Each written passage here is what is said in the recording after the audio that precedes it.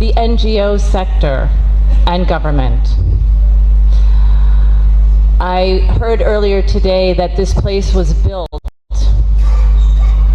for public-private partnership. And I can say as a testament that all of you gathered here today are fulfilling the purpose of this place. On behalf of the Global Alliance for Banking on Values, we all, and I as just a representative of the Directorate, welcome you to our inaugural public event hosted by Centenary Bank.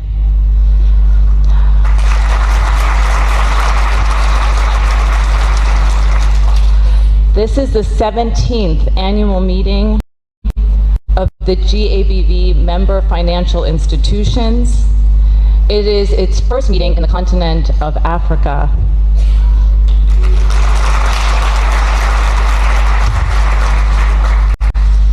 And Centenary Bank is leading the way with the other African member banks, of which there are several, by expanding the network here in the continent, building on their resilient approaches for a better future and a vibrant, resilient economic and social outcome and future. Just today, we heard about 2 new member banks joining the GABV from Uganda itself.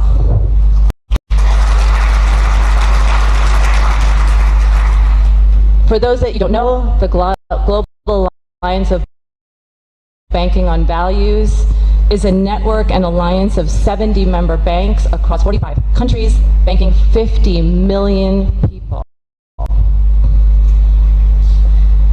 The resilience topic or theme for the conference this year is a value that actually defines the GABV member institutions, alongside other values such as triple bottom line, sustainability and the environment, gender parity, among others. And we have set up this showcase and our speaker today, who we are esteemed to have with us, as a way of showcasing the diverse approaches from different nations and from different member banks of how they're approaching these challenges and how they are creating opportunities for all of the members they serve in their communities, all of their stakeholders, and strengthening them. We will hear from the situation and the real economies of Palestine, the United States, India, and Nigeria. This is truly a unique opportunity, and I'm very grateful to be able to host it with my co-facilitator, who we affectionately call Dr. Mitch, Dr. Ronnie Michael Egwang. If you could join me and lead us through the preliminaries. Thank you.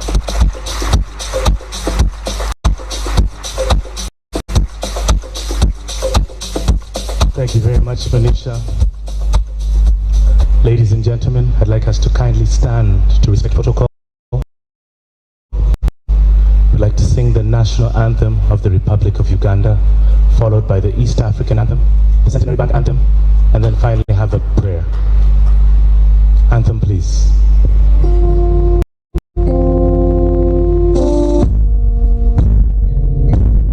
Oh, Uganda, may God uphold thee. A future in life. United, free, full, liberty together.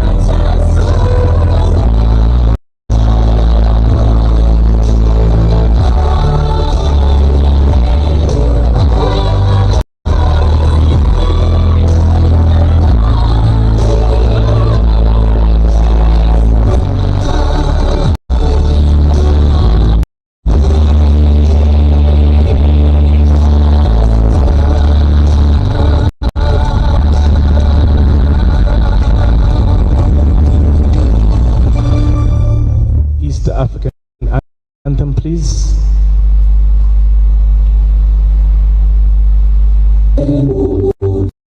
Tuomba uilinde Jumuiya Afrika Mashariki, tuwezeshe kuishi kwa amani, tutimie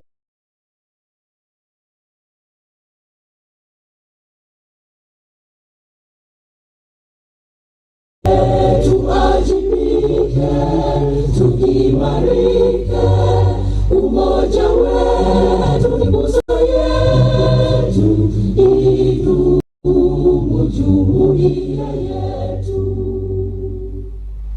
Centenary Bank anthem, please.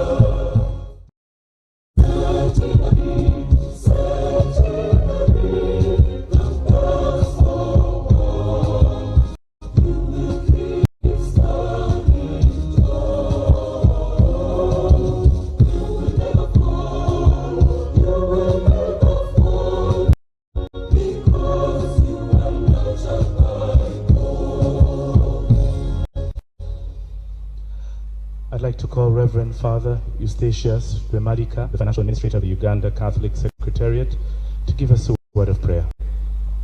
Reverend Father.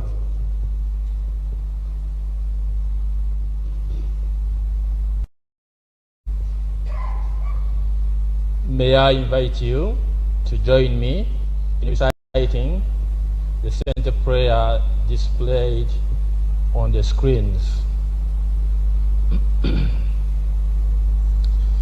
In the name of the Father, and of the Son, and of the Holy Spirit.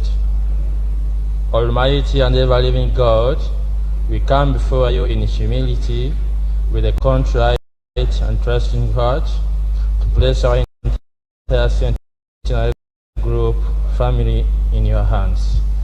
We thank you for the blessings, opportunities, and for your providence. We dedicate our shareholders, board of the management and staff of your loving care and mercy. May the Holy Spirit fill us with your wisdom to be responsible stewards. Give us grace, serve you, customers, and our communities for the good of the nation and their glory. May we always reflect our core values, mission, vision. Lord, may we never retard or stand still, that this brand born in our church will stretch and serve the whole world with creative and innovative products and services. Bless our businesses, partners, stakeholders in the markets where we operate. Father, when you take us be away from our families, may our work Almighty God, may your hands open and close bring us truth. Do not forsake us, but lead us into your eternal kingdom. Amen. In the name of the Father, and of the Son, and of the Holy Spirit. Thank you. Thank you, Reverend Father. You may take your seats.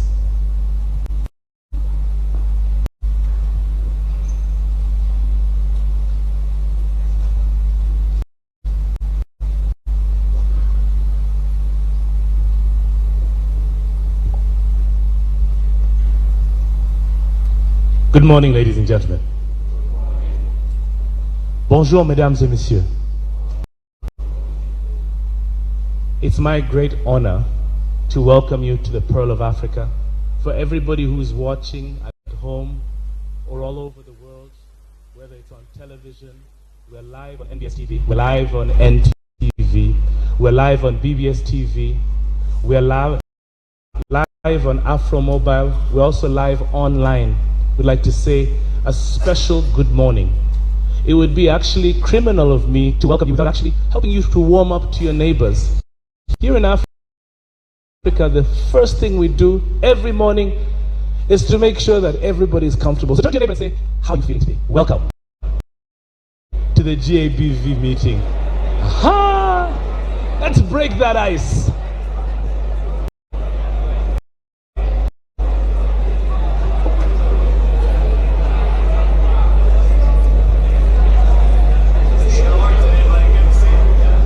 So, ladies and gentlemen, it's an honor to have all of our distinguished guests. It's my great honor, ladies and gentlemen, to welcome each and every single one of you here to the GABV annual meeting 2025. You know, this meeting, I think, has a history behind it. And the history starts with when Centenary Bank was founded. The story about Centenary Bank, we are going to be sharing it during the next series of days. But I'll give you a sneak peek into what over 40 years of sacrifice, of focus, of resilience. The success that you see today was not always there. And the stories of the people that actually made Centenary Bank what it is today are amazing. And the next few days are actually going to be about stories. And it's my great pleasure, ladies and gentlemen, to thank the institutions that helped us to actually put this together. Without them, we wouldn't be able to tell these stories. I was speaking with one of the senior members of the GABV, and they said, Dr. Mitch, what Centenary Bank has done here in Uganda has never been seen anywhere else in the world. We have over 16 sponsors.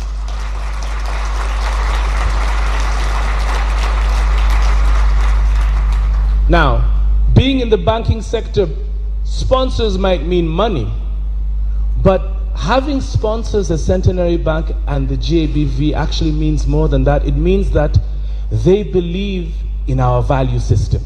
And we'd like to thank each and every single one of them for their contribution. I see John Paul from Pebu here. Let's give them a huge round of applause to our platinum sponsors. We'd like to thank NBS TV, one of our platinum sponsors also. Thank you so much. All the way from Kenya, we hope there's the team from Africa Guarantee Fund. Let's give them a round of applause. We'd like to thank the team from Speed Africa, our gold sponsors. Round of applause to them. Thank you so much. Good to see you, Rona. We'd like to thank the National Social Security Fund, Building for the Future. Congratulations and thank you so much for your sponsorship. We'd like to thank the team from Visa. Helen, I can see that. Let's give them a round of applause. Thank you so much. We'd like to thank the team from Zubax. Thank you so much. We'd like to thank the team from Four Corners. Obugalo. Thank you so much. I saw Mr. Joga from Craft Silicon. Round of applause. Our gold sponsors. We'd like to thank MicroPay, ladies and gentlemen. Big round of applause. Thank you so much, Doctor. Ladies and gentlemen, I'd like to give a huge round of applause to East African Development. And Francis, good to have you here. Big round of applause to Service Corps. Thank you so much for your support. Round of applause to Prudential. Thank you so much.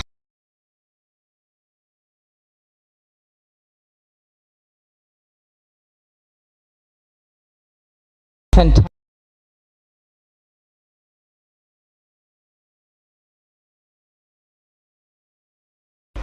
Thank you so much. And the icing on the cake, a big special thank you to FinCon, ladies and gentlemen. It would not be possible to put together such a gargantuan task without the support of all these different sponsors. And during the next couple of days, we're going to be hearing each of their individual stories. One of the things that you'll note with each of them is that each of them has similar values to not just Centenary Bank, but to the GABV. We believe in placing people and the planet before profit. We make sure that when we are engaging with communities, it's sustainable. And we make sure that the impact that we have in these communities is sustainable. So, ladies and gentlemen, the story about Centenary Bank started 40 years ago with just the bank. But along the way, growth and development came calling. And when opportunity knocks on the door, you answer it. Ladies and gentlemen, not only are they just one of the fastest growing community-driven banks in Uganda, but on the continent, ladies and gentlemen, we also have so many other what they call spin-offs from the business.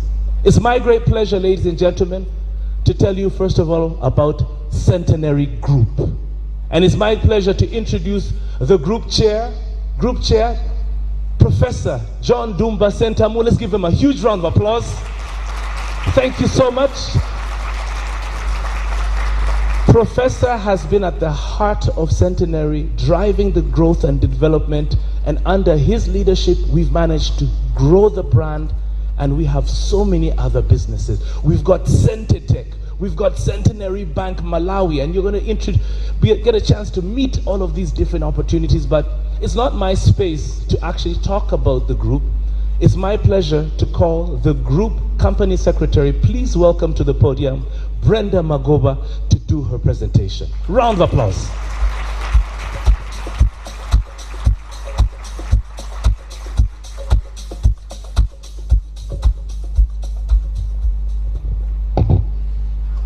Good morning, ladies and gentlemen. All protocol is observed. Mitch, you almost preempted my speech by talking about the subsidiaries that we have, but thank you so much. I would like to thank and welcome our guests from all over the globe that made it to this conference.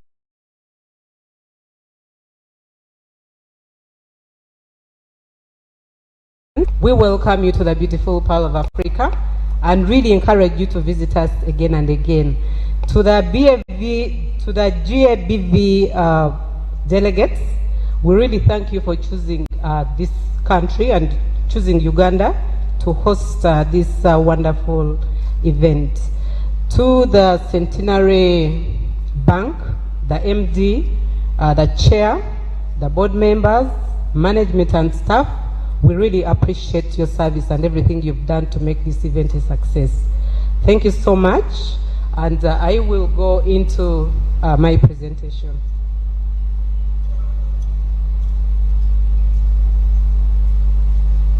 So I will quickly talk about Centenary Group, a beautiful brand that has a beautiful story that you've all heard this morning, and many times that you've been able to check on us through the different platforms where we are. And quickly, I will talk about the group. As mentioned, the group came from the bank, and that spanned because of the growth that the bank had demonstrated, which could not conceal it any further, but other than growing into a group. So in 2019, the group was registered and it became operational in July 2020. Its vision is to be the preferred group in financial inclusion and innovative business solutions. The mission still is to transform lives of the people and promote environmental conservation through financial inclusion and innovative business solutions. The group is diverse. It has quite a number of subsidiaries.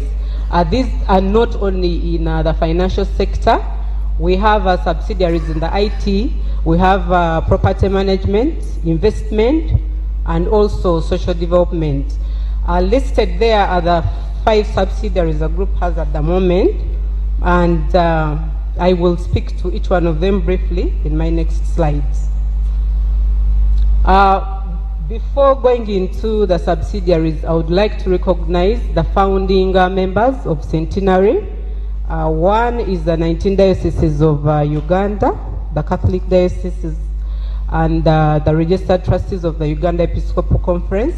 We also have CD, Triodos Microfinance Fund, and Triodos Fair Share Fund, whom have all been members of this beautiful brand for a very, very long time. We thank you, and the members in the room representing those organizations, we really say that we appreciate.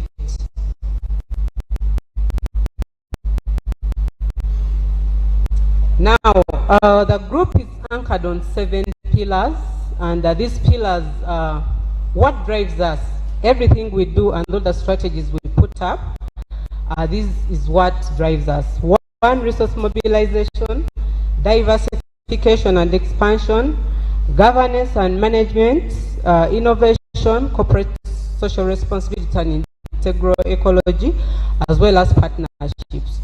Now, for purposes of today and this meeting, I will dwell more on partnerships, because as you've seen, it's partnerships that have really grown us to where we are.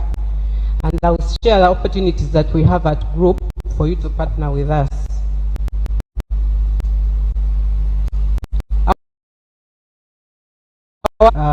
That video really gave a lot about this subsidiary. And it stands strong with the UGX 7.1 trillion balance sheet. Balance sheet, and serves over 3.1 million customers, 81 branches, 768 agents, and 209 ATMs across the country. And someone mentioned downstairs that they serve customers in areas, and they're the only financial service provider in that area. I think that story also resonates very well to Centenary. There are some areas where Centenary is the only sole service provider of financial services in that area. I'll also talk about Centenary Foundation. Now, Centenary Foundation is key, and it started operating in 2020, and it drives really our social welfare and community ecosystem, where the church exists as well as where we serve customers. Now, it was created to have impact, drive our impact, the impact we want to see in the areas of education, environment, health, and social mission of the Catholic Church. I will also emphasize for this subsidiary, we are looking for like-minded partners who would like to have us do their implementation in terms of partnerships, and we are the implementation partner. We welcome you. For Centenary Technology Services, this is the IT company of the group. We are proud that so far since it started operating in 2022, it has come up with very robust technologies and advice that is provided across the ecosystem of the group. But not only do we utilize it within the group, it also provides services to the public, including the government of Uganda. Currently, we are building a data center, tier 3 data center. It's almost nearing completion, but we call upon like-minded partners who may want to invest or partner with us to equip it, and also call upon those who may want to store their data and also utilize services of a data center to get in touch with us. Recently, 2023, the group acquired a bank in Malawi, and briefly, the bank has a 169 billion kwacha total assets, which is about $96 million. We own it jointly. I talked about partnerships. We partnered to buy this bank together with a Catholic church in Malawi, but in particular the Archdiocese of Lilongwe. This bank is licensed. It has both a microfinance and a commercial banking license. We have 2 licenses there, and it has currently serves over 167 customers through 16 branches, 30 ATMs and agents across the country. The MD of that subsidiary is in the room, and we welcome like-minded partners to invest. Yeah, we are looking for equity investors in that subsidiary in terms of partnerships to continue to impact the lives of the people in that subsidiary and in that country. I'll quickly give a snapshot of our future expansion aspirations. We still have aspirations to expand into new markets, such as banking, BAT, insurance, and also investment management. But we are looking at also going outside Uganda. We want to create the impacts and the lessons that we've learned from Uganda to expand them to other sectors and other countries that may need the service. So we are currently having 2 shareholders who are soon exiting the group, and that shares they are going to leave behind are well up on the market. So should you feel that you fit the profile that is needed, we welcome you for further discussion. Likewise to the public, a detailed announcement will be done later, but the group intends to list on the Uganda Stock Exchange. Some shares, maybe 5 to 10, depending on what shall be approved. So be ready to take part in this opportunity as well. For the data center, tier 3 data center that I talked about, we still welcome you as clients to the data center. We know there is a lot of data that is being kept, your financial institutions and others. We welcome you to seek the opportunities that the data center has so that you can also grow your business, whereas ensuring that you manage the risk that comes with you keeping data, as well as the regulatory implications. For specific Malawi, we have an equity stake that we wish to dispose of. So feel free to talk to us. The MD of Malawi is in the room. We also have Mr. Godfrey Byekwaso.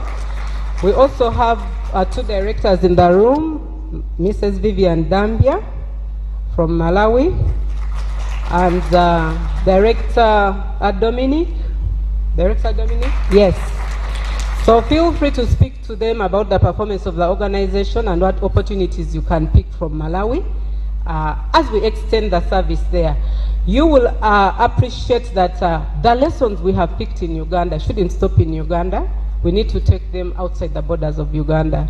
So we welcome you, and we today emphasize our pillar of partnerships, and we hope that we shall build future beneficial partnerships with you. I thank you.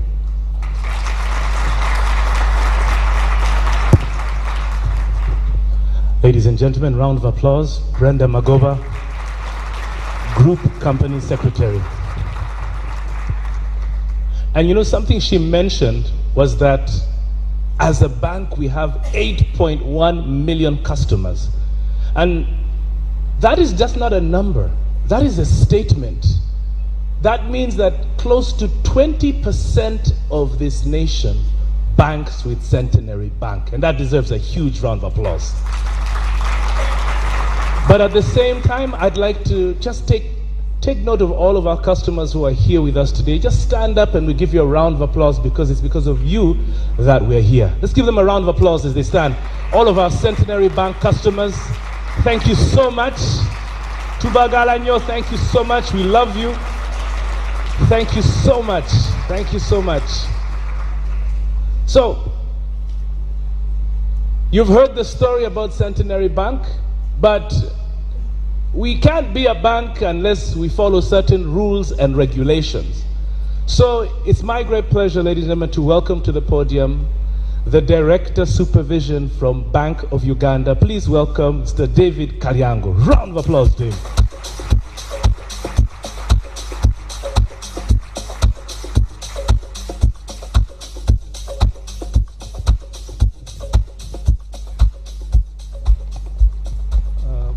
Ladies and gentlemen, I'm David, as has been introduced, and I'm standing here to represent the Governor, Dr. Mike Atingego, who would have wished to be here, but for some other engagements, he has not been able to be with us. Nevertheless, he asked me to read his speech on his behalf, and that is the whole purpose of my standing before you. But substantively, I serve as Executive Director, Supervision and Regulation, Bank of Uganda. The guest of honor, Dr. Mafele, honorable ministers present, the PS Minister of Finance, all permanent secretaries of government ministries, Mr. David Railing, Chairman, Global Alliance for Banking on Values, Martin Rona, Executive Director, GABV, Professor Dumba Sentam, Centenary Group Chairman, Mr. Gustavio Boch, Centenary Bank Board Chairman, Mr. Fabian Kasi, MD Centenary Bank, delegates in your different capacities, members of the press, distinguished guests, ladies and gentlemen. It is an honor to address this esteemed gathering at the Global Alliance for Banking on Values annual meeting. I extend my sincere gratitude to Mr. David Railing, the Chair, Global Alliance for Banking on Values, and Mr. Martin Rona, Executive Director, and the hosts of this year's annual meeting, who are Mr. Boch Gastovio, Board Chairman, Centenary Bank, and Mr. Fabian Kasi, the Managing Director of Centenary Bank. I salute all the members for the dedication to advancing value-based banking, and more especially in our region. Africa's financial sector stands at a pivotal moment. The theme of this conference, that is Building Resilient Futures, Lesson from Africa and Value-Based Banking, resonates deeply with our continent's journey towards sustainable economic growth. Today, I will highlight how Uganda, through value-based banking, is fostering financial resilience and social impact while addressing global challenges. The Ugandan financial sector has made significant strides in integrating value-based banking principles, prioritizing people, planet, and prosperity. Unlike conventional banking models that emphasize profit maximization, values-based banks such as Centenary Bank are leading the change in ensuring financial services drive inclusive growth and ethical standards that promote community development and growth. With over 3 million customers, Centenary Bank has championed financial inclusion by providing accessible banking services to rural communities, smallholder farmers, and micro-enterprises. The bank's commitment to social and environmental sustainability sets an exemplary standard for the sector. I therefore applaud Centenary Bank for leading the phenomenon of value-based banking in Africa and encouraging more institutions to join sustainability race in looking beyond profit to impact the triple bottom line. Bank of Uganda, thank you. Bank of Uganda takes recognition of financial institutions in Uganda that have expanded access to credit for underserved populations, particularly through innovative digital finance solutions. According to the Bank of Uganda Financial Inclusion Report of 2024, mobile banking and agent banking have significantly increased outreach, with over 60% of Ugandans now having access to formal financial services.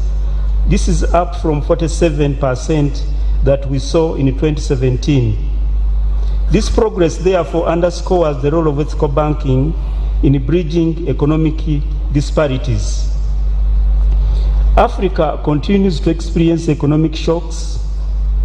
If you remember, from the COVID-19 pandemic to climate change impacts and geopolitical uncertainties, the central bank has joined other central banks in Africa to review and reassess traditional banking in adapting and responding to disruptions, considering global challenges, including climate changes that will potentially change the face of banking.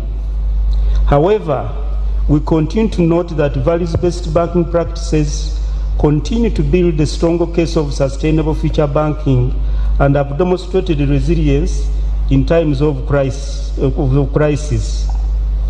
This speaks to, one, financing of sustainable enterprises. Uganda's agriculture sector, which employs over 70% of the workforce, has benefited from sustainable financing models.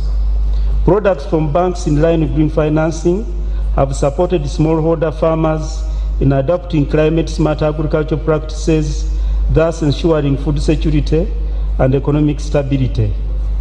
Secondly, if you look at the microfinance and SM growth, we note that over 90% of Uganda's businesses are small and medium-sized enterprises.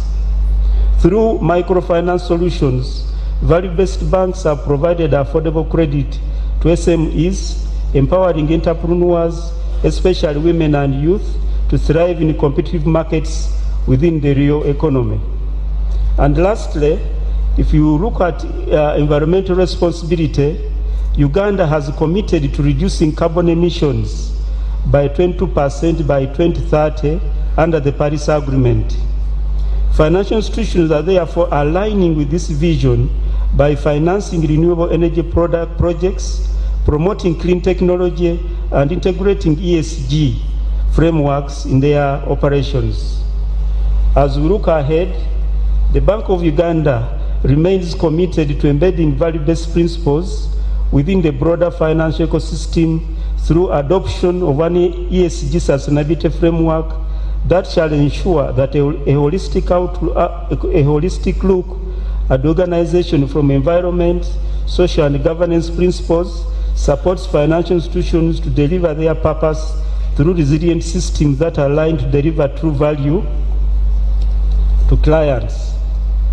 Our regulatory agenda, therefore, aligns with the Sustainable Finance Roadmap, which prioritizes, one, integrating ESG considerations into banking regulations to ensure long-term financial stability, and then enhancing financial literacy program to empower Ugandans with knowledge about ethical banking solutions, and lastly, encouraging digital innovation to expand access to financial services in remote and underserved areas. We encourage financial institutions to explore impact-driven investment models, leveraging technology, to scale financial inclusion while upholding sustainability commitments. Collaboration with fintech companies will be instrumental in achieving these objectives. Ladies and gentlemen, value-based banking is not just an ethical obligation, it is an economic necessity. Africa has a wealth of lessons to offer the global banking community on resilience, inclusivity, and sustainability. I therefore commend Global Alliance and its members for championing this cause and urge all stakeholders to continue working towards a financial system that truly serves society. Bank of Uganda remains an ally in this mission, committed to fostering a banking sector that prioritizes people, the planet, and the prosperity. I wish you a fruitful discussion and a successful annual meeting. Thank you very much for your attention.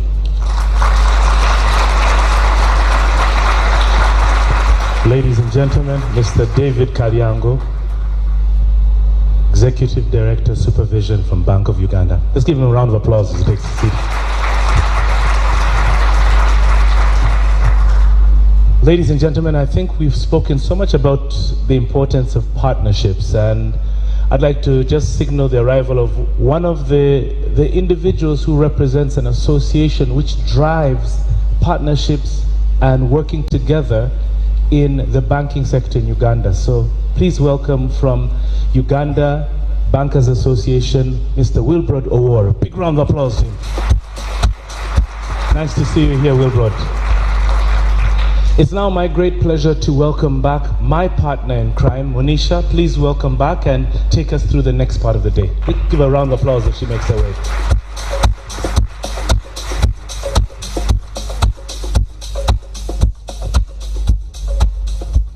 Thank you so much, Dr. Mitch. I just, watching the addresses on the sidelines, I had to just remark on Dr. Mitch's multi-hyphenate personality as a theme. I think your enthusiasm, your entrepreneurialism, combined with 35 years of experience emceeing across Africa and, of course, from Uganda, events such as this really shines through, doesn't it? So I'd love to give Dr. Mitch a round of applause. Thank you. Thank you very much. That's the reason why they call this the Pearl of Africa. Wonderful.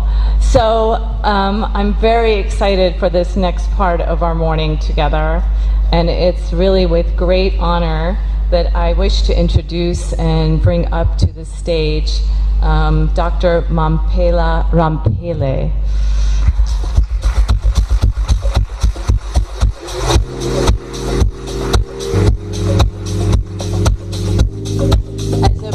Introduction, Dr. Rampele, may I begin, and I will not be able to do you justice, but may I begin by saying that as a multi-hyphenate, you are an example and a role model from Africa to the world. If you do not know the distinguished history and track record of this remarkable woman, let me remind you. She is not only a medical doctor, she is a renowned activist, having founded the Black Consciousness Movement with Steve Biko in the anti-apartheid era. She was a founder of that movement and a thought leader that continues in her practitioner role on themes relating to building a new civilization that stands for equality, that stands for the power of youth, that stands for women, that stands for leadership, and she has also served in formal roles in that regard. Co-president of the Club of Rome, managing director of the World Bank, and also establishing Co-Imagine South Africa in 2009, which continues to envision a future that allows new paths for Africa's growth and development based on greater unity and collaborative progress. So as a human being, as a person, and as a professional, I am so grateful for you to give this keynote address.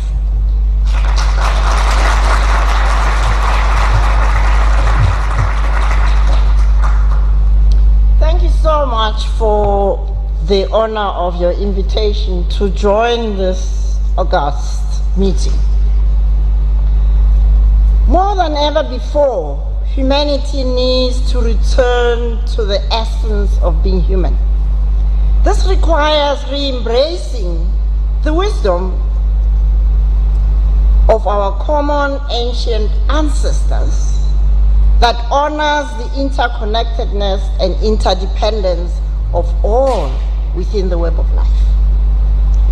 These values go by many names depending on the language: Ubuntu, Umenala, Suban, and in the Eastern Enlightenment traditions, Buddhism, Brahmanism, Zen. At the core of all ancient wisdom sciences is the focus on being, not having.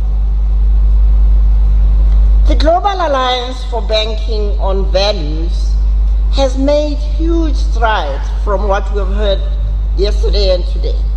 Congratulations on your courageous choice that challenges the mainstream extractive, non-transparent, and transactional short-termism in finance.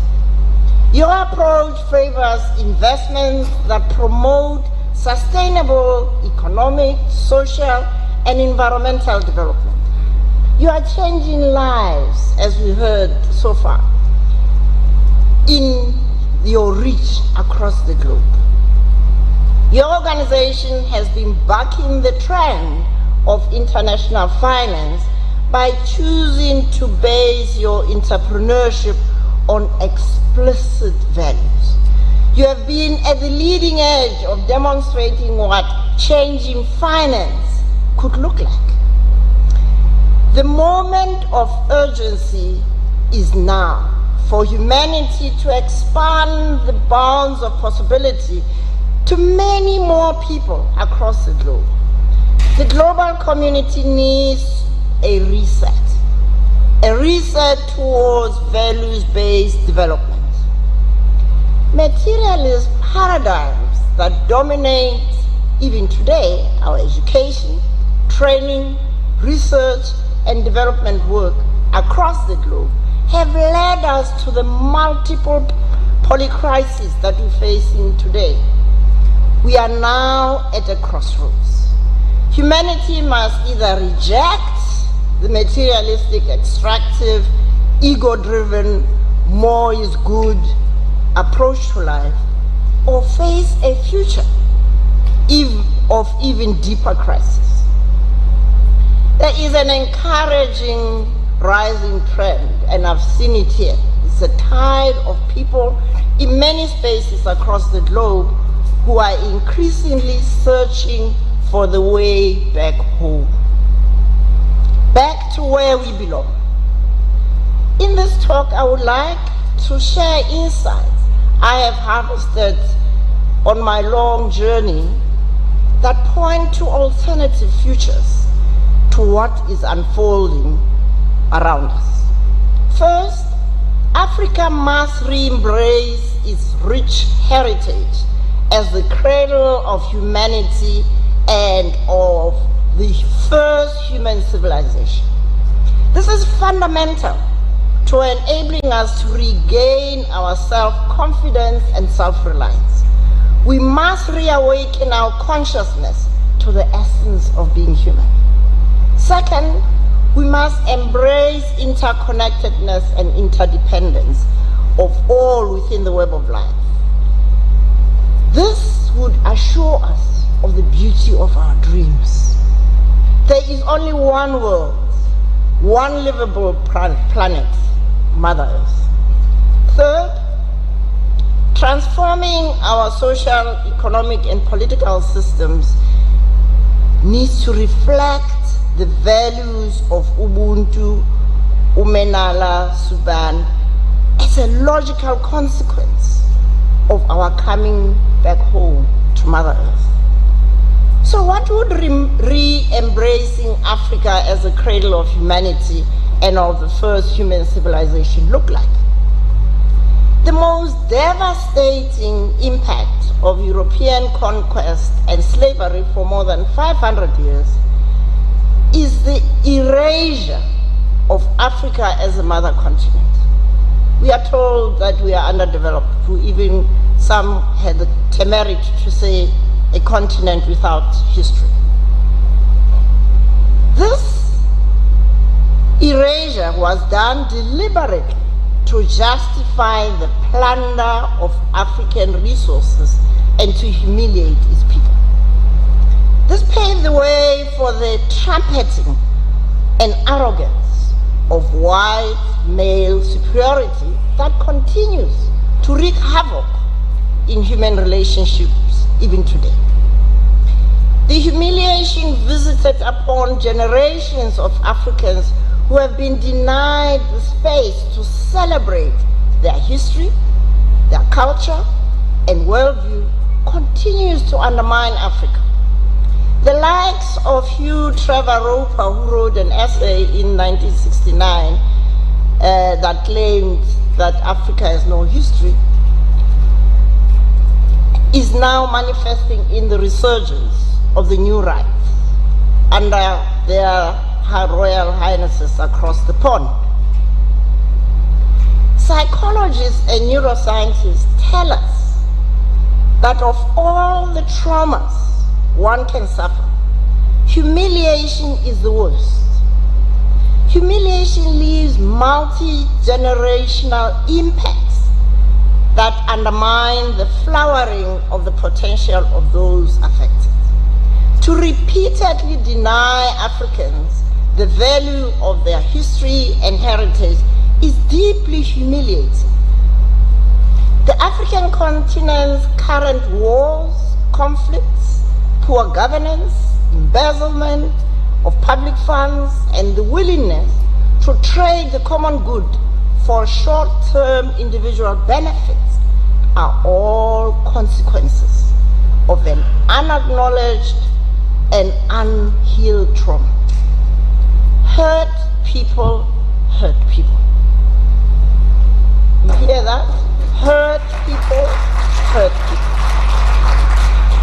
African education and training systems must change from perpetuating these false narratives to reflect the values of the wisdom sciences of our ancestors and heal the brokenness that pits us against one another.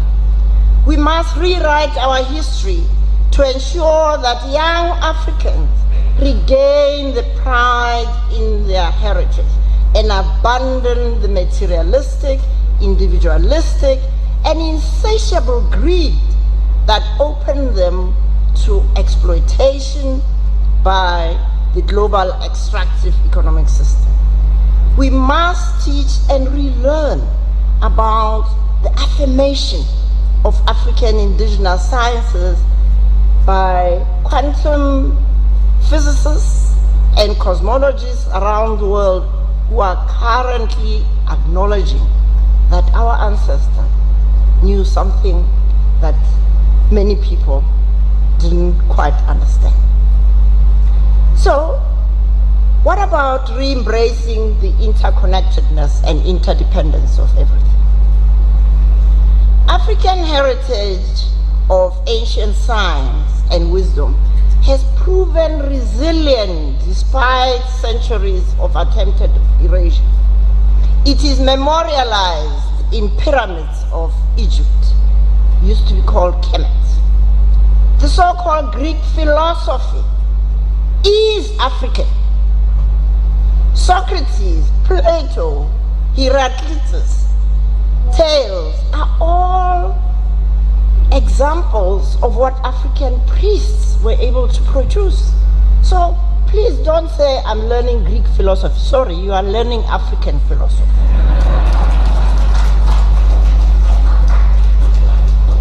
The importance of this acknowledgement is not trivial. It is the foundation of the healing that Africa so desperately needs. Healing will enable the reimagining and the rebuilding of futures based on African wisdom sciences that have been falsely ascribed to others. It is exciting to see growing evidence of this shift in mindsets to a worldview that acknowledges unity of our world, where everything is connected and interdependent within the web of life. Jude Caravan and Neil Turok are two of cosmologists and quantum physicists who are really at the forefront of popularizing this ancient worldview, but is new to the world today. At the heart of it, there cannot be an I without a.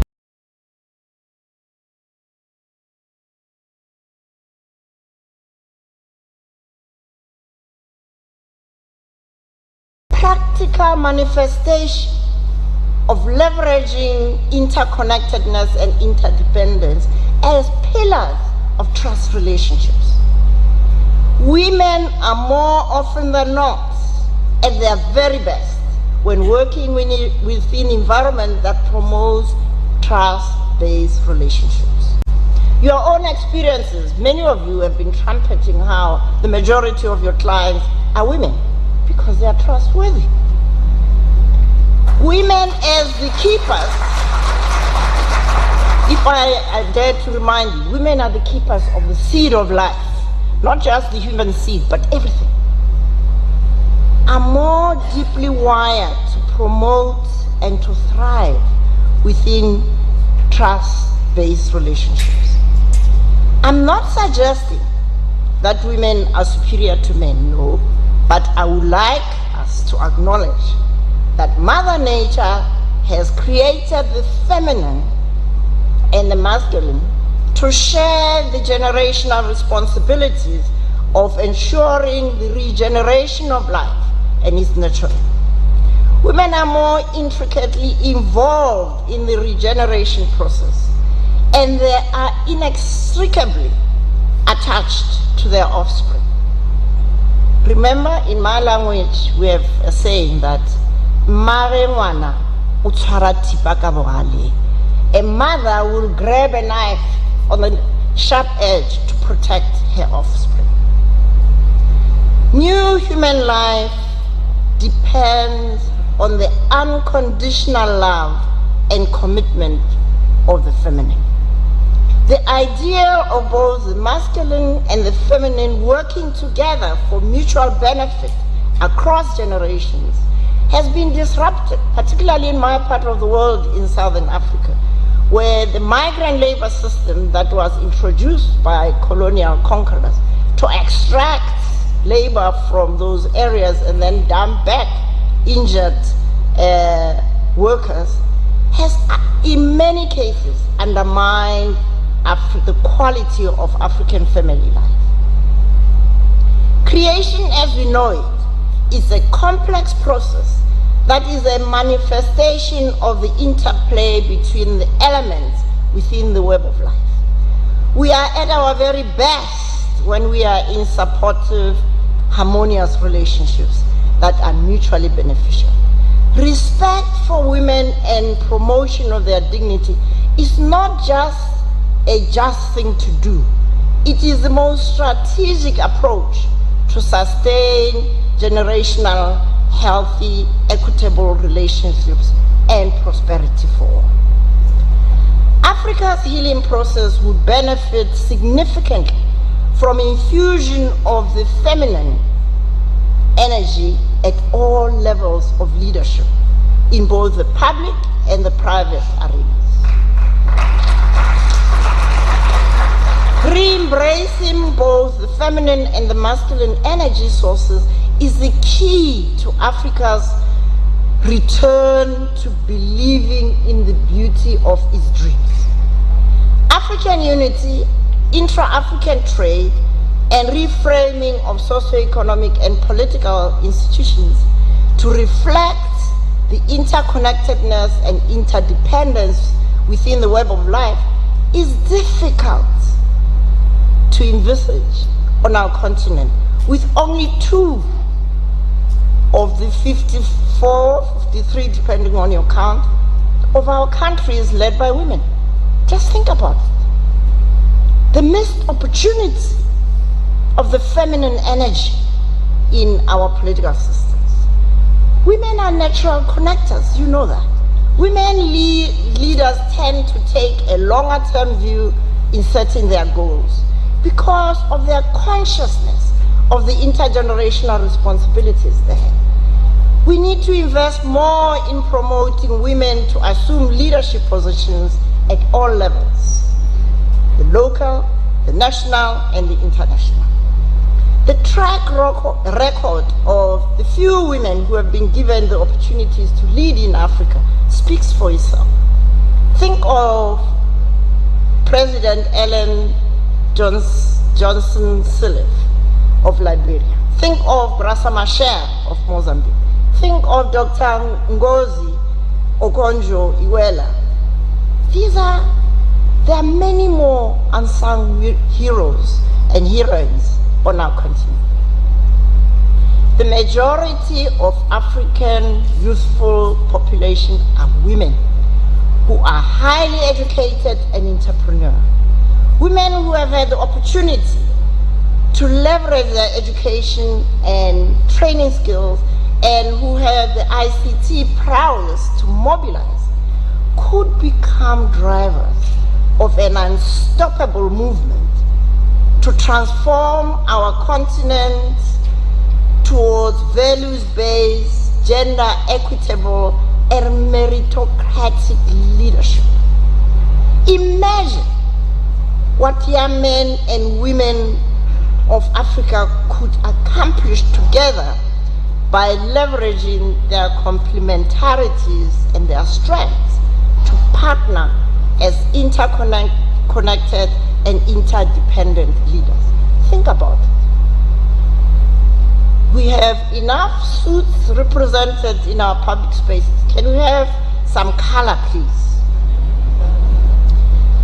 The third question I want to share with you is how to transform Africa to become a model mother continent again. The world is crying out for a reimagination of human relationships. This should be led by young people, the majority of whom are in Africa. Young Africans need to self-liberate from the industrial revolution mindsets of linear thinking, materialism, individualism, winner takes all that permeate social, economic, knowledge systems, and political institutions. These industrial revolution mindsets have plunged the world into the polycrisis we face today. Africa continues to suffer extractive economic relationships with the powerful nations of the world. Africa's vulnerability is due to its continued embrace of worldviews that are alien to its indigenous nature. Neoliberalism is not suitable to Africa. Let's stop mimicking others and shine with our own value-based approaches. Ending these extractive relationships is possible if young African professionals, entrepreneurs, and civil society were to collaborate to mobilize African citizens to demand accountability from their political leaders. The lack of accountability of the male-dominated and aged African leadership explains why we continue to have presidents presiding over aid-dependent socio-economic models. Africa is a rich continent with poor quality leadership that is unaccountable to its citizens. The ecologist Lynn Gorison, in her book, which I recommend to everybody, building the future of innovation on millions of years of natural intelligence, records a conversation with an Australian elder, traditional elder, Bob Randall, who's now passed on. He was also termed the owner of Uluru, what colonialists call the Ayers Rock. No, it's Uluru. And this is what Bob Randall said. To move forward to an equitable world for a healthy planet, humanity needs to relearn how to become indigenous again. Humanity has to explore how to become more locally attuned and globally aligned, and rediscover our interdependency within the web of life. Young Africans in particular must lead this return to becoming indigenous again in order to reconnect with the essence of what it means to be human, with the capacity to shape the futures they would be proud of. A significant percentage of Africa's population is Muslim. In 2014, it was estimated at 40%. The core values of Islam are aligned to Ubuntu. Sharia banking principles are also aligned to the principles of this alliance. Imagine if you could have partnership between those banks that are using that model and what you already have within your alliance. Africa's future can only be secured by its return to values-based institutions and relationships that promote well-being for all. The chaos around us calls us to become more and more locally attuned while strengthening our global alliances. Collaboration with others is critical to transform the socio-economic systems that we have at the global level towards equity for a healthy planet. What about you as this alliance, banking on values, were to team up with entities like the B team led by Andre Hoffman, who's the chair of Roche? Africa's greatest underutilized resources and assets are its youthful population on one hand and the vast 60% of arable land. Africa must use the combination of these two assets, youthful energies and arable land, to become a powerhouse of agribusinesses.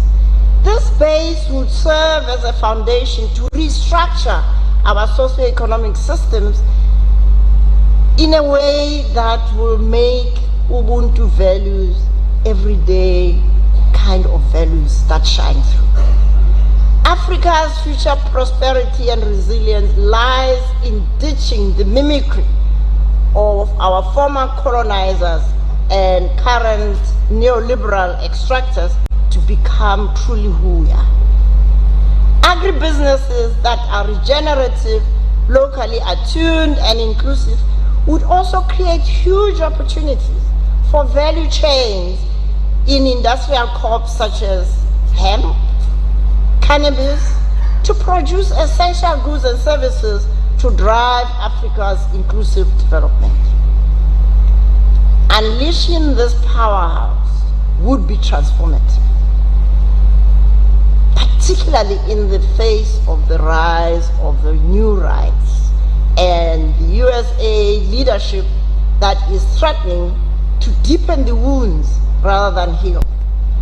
What we hear about a move to the DRC, not to heal the wounds of the DRC, but to extract. It's something that Africa will need to mobilize all its partners to say no to further exploitation. Let me conclude. Africa needs stronger relationships with the likes of the Global Alliance banking on values. We all stand to benefit from deepening the engagements with your alliance to transform Africa's banking systems to align with the values of Ubuntu. Your success in changing the finance model should be a launching pad for Africa's broader reimagination and rebuilding of our socio-economic systems so that we can have a more inclusive, resilient economy that promotes the well-being of all for a healthy planet. May I thank you.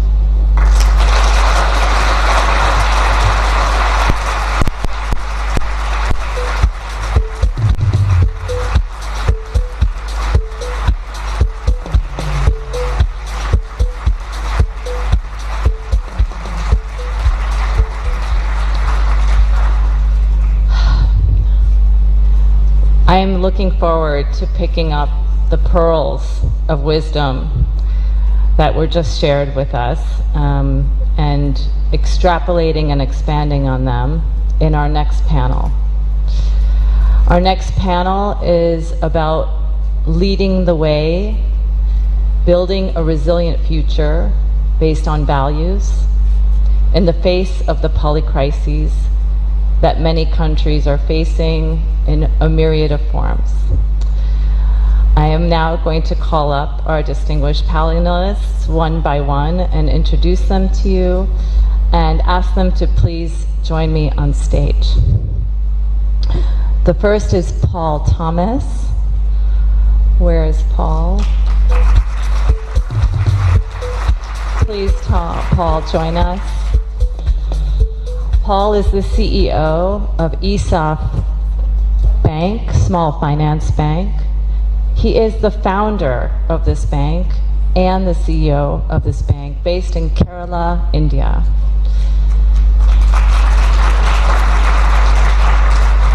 Paul, you will share us more about the context of your environment and how you are leading with values. But if I may add a few words, that Paul has built ESOF Bank as a social bank with its roots in microfinance and nonprofit thinking. He has 765 branches across India. His institution banks 9 million people. Of the 9 million, 6 million are women. 6 million women.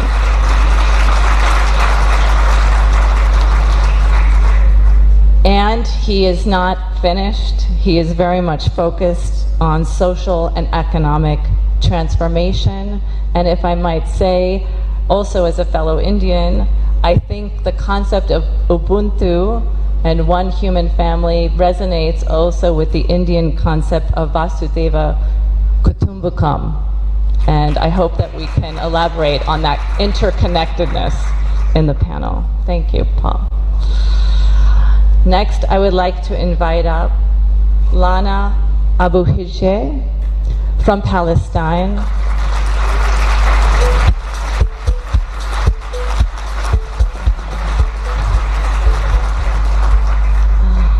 Lana is a board member of the Bank of Palestine. She is the first woman to serve in this role.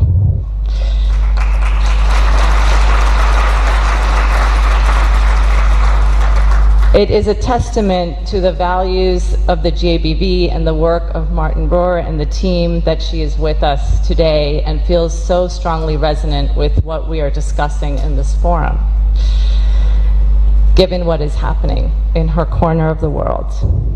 She has 38 years of experience in international development, 17 years at the UN Development Program, focused specifically on accompanying that institution on the issues of the Palestinian people. She has played a pivotal role and received numerous recognitions from, including the BBC, of one of the most inspirational women on the globe.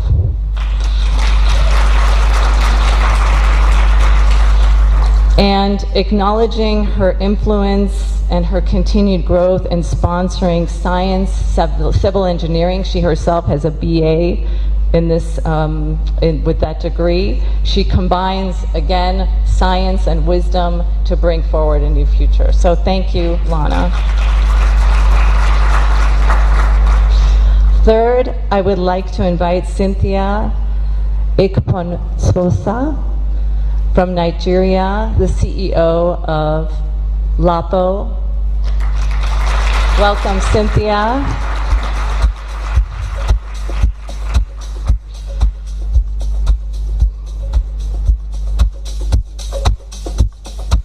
She's joining her peers as another future-forward leader with 18 years of experience in governance, compliance, focused on the labor movement. She told me that her name means, her last name, means I thank God. And I can just say I thank God that she is here with us to represent the values of LAPO Bank, which are also shared, of course, with Centenary Bank. And we will find those common values on this panel and how they live in the realities of these countries and these banks. She is very much still connected to her social roots and will give very powerful examples of how LAPO Bank has faced the crises of COVID, but also environmental degradation due to flooding. And last, but certainly not least, I think the newest culture I can represent here on the panel of the United States, a culture that is still maturing and developing, and is represented here by Priscilla Sims Brown. Please, a round of applause for all our panelists and Priscilla Sims Brown. Welcome, Priscilla.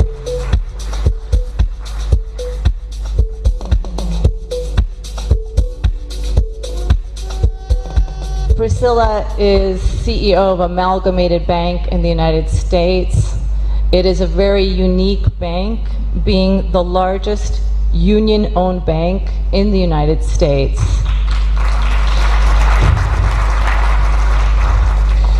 Amalgamated Bank is also a B Corp, or a benefit corp, which has a unique governance model which puts profit first. It's a legal structure that enables that. She is also named, like our other panelists, the most influential woman in banking in 2023.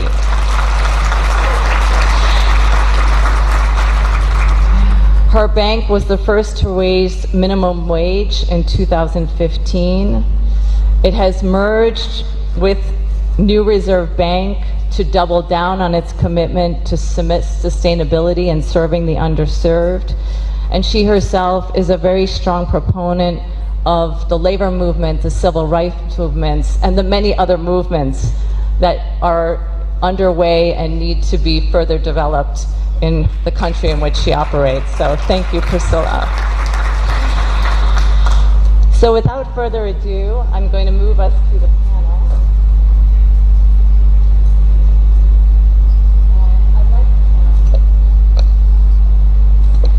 That's better. I'd like to start by basically saying that this will be a conversation. And the conversation will start with you sharing in your own words, without script, without use of jargon, what are the core values that your institution represents, and how are they empowering your understanding, your definition of what it means to be resilient from where you are operating and from your corner of the world. If I could ask Paul, if you could start us out by illuminating us on ISAF Bank and the values that you are leading with there. Thank you, Monisha, and thank you, Centenary Bank, for hosting us here. And I sincerely thank GABV board and leadership, Michael, David, and all the leaders for including me in this panel along with 4 wonderful women. And that that reflects the DNA of the GABV banks and the GABV movement.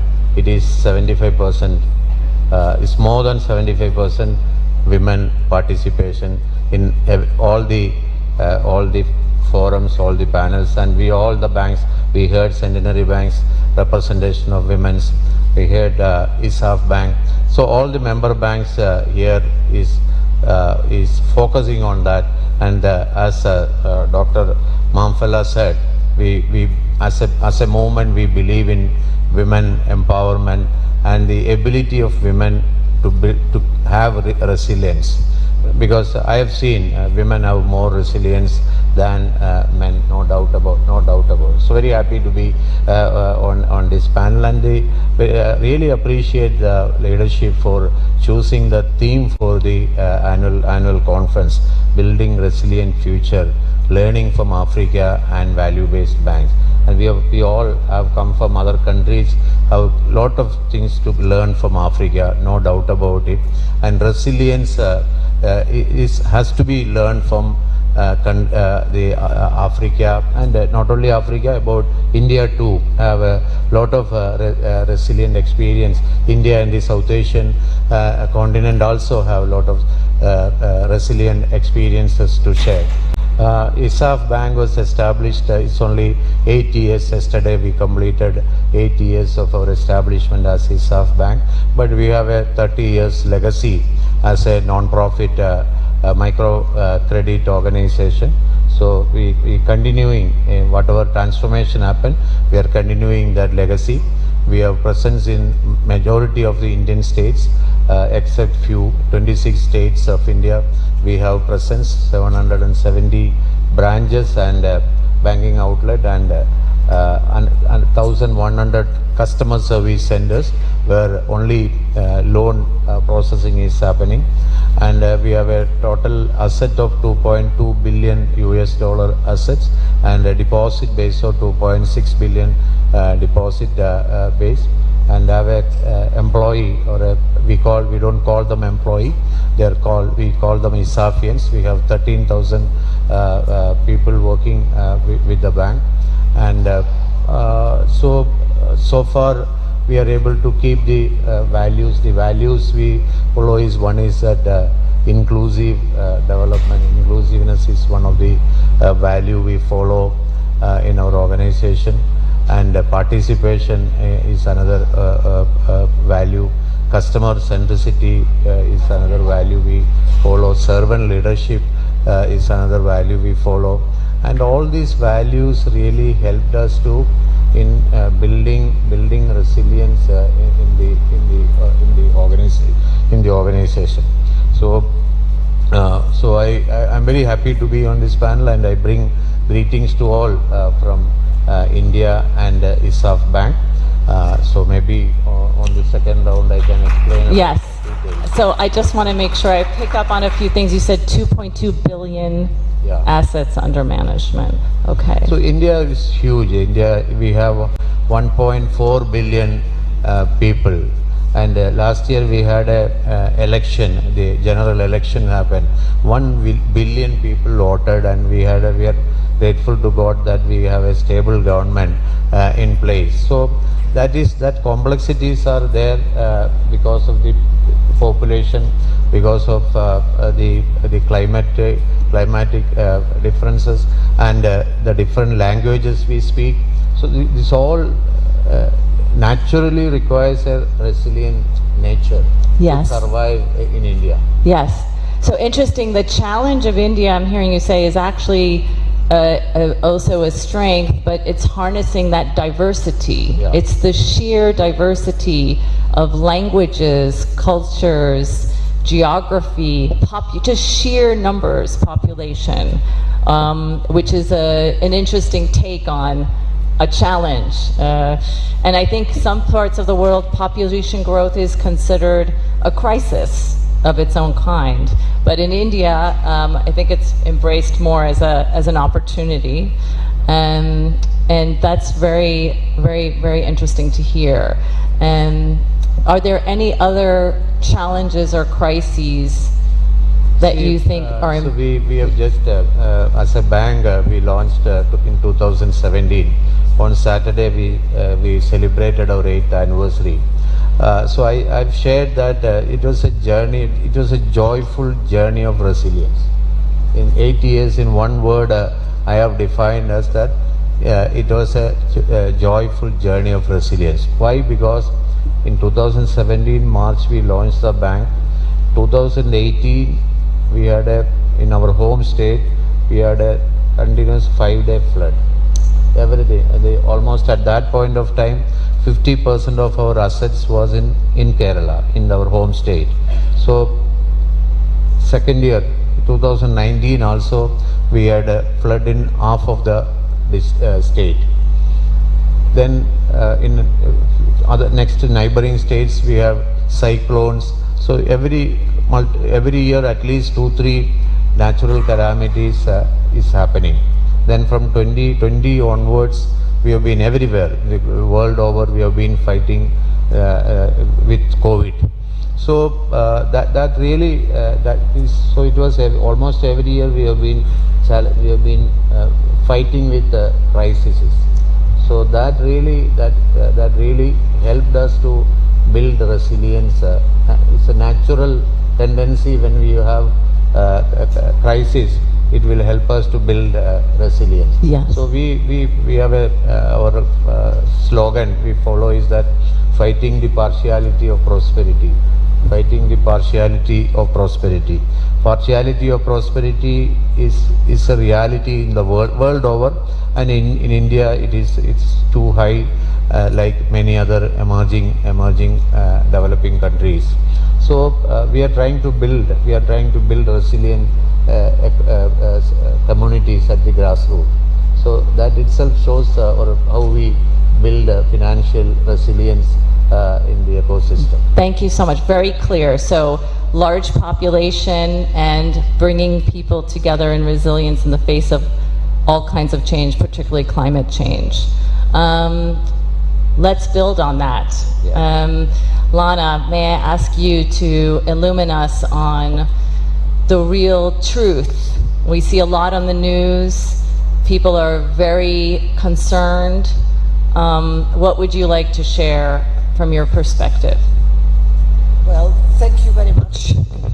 Yeah. I'm honored to be here, actually. I never expected I will be on a panel with bankers and CEOs. This is not my career, and actually one of the reasons when I joined the bank board is because I discovered this is a different bank. This is a bank that has values that aligns very much with someone who served for the last 40 years with the UN, serving humanity, with international NGOs, supporting my people.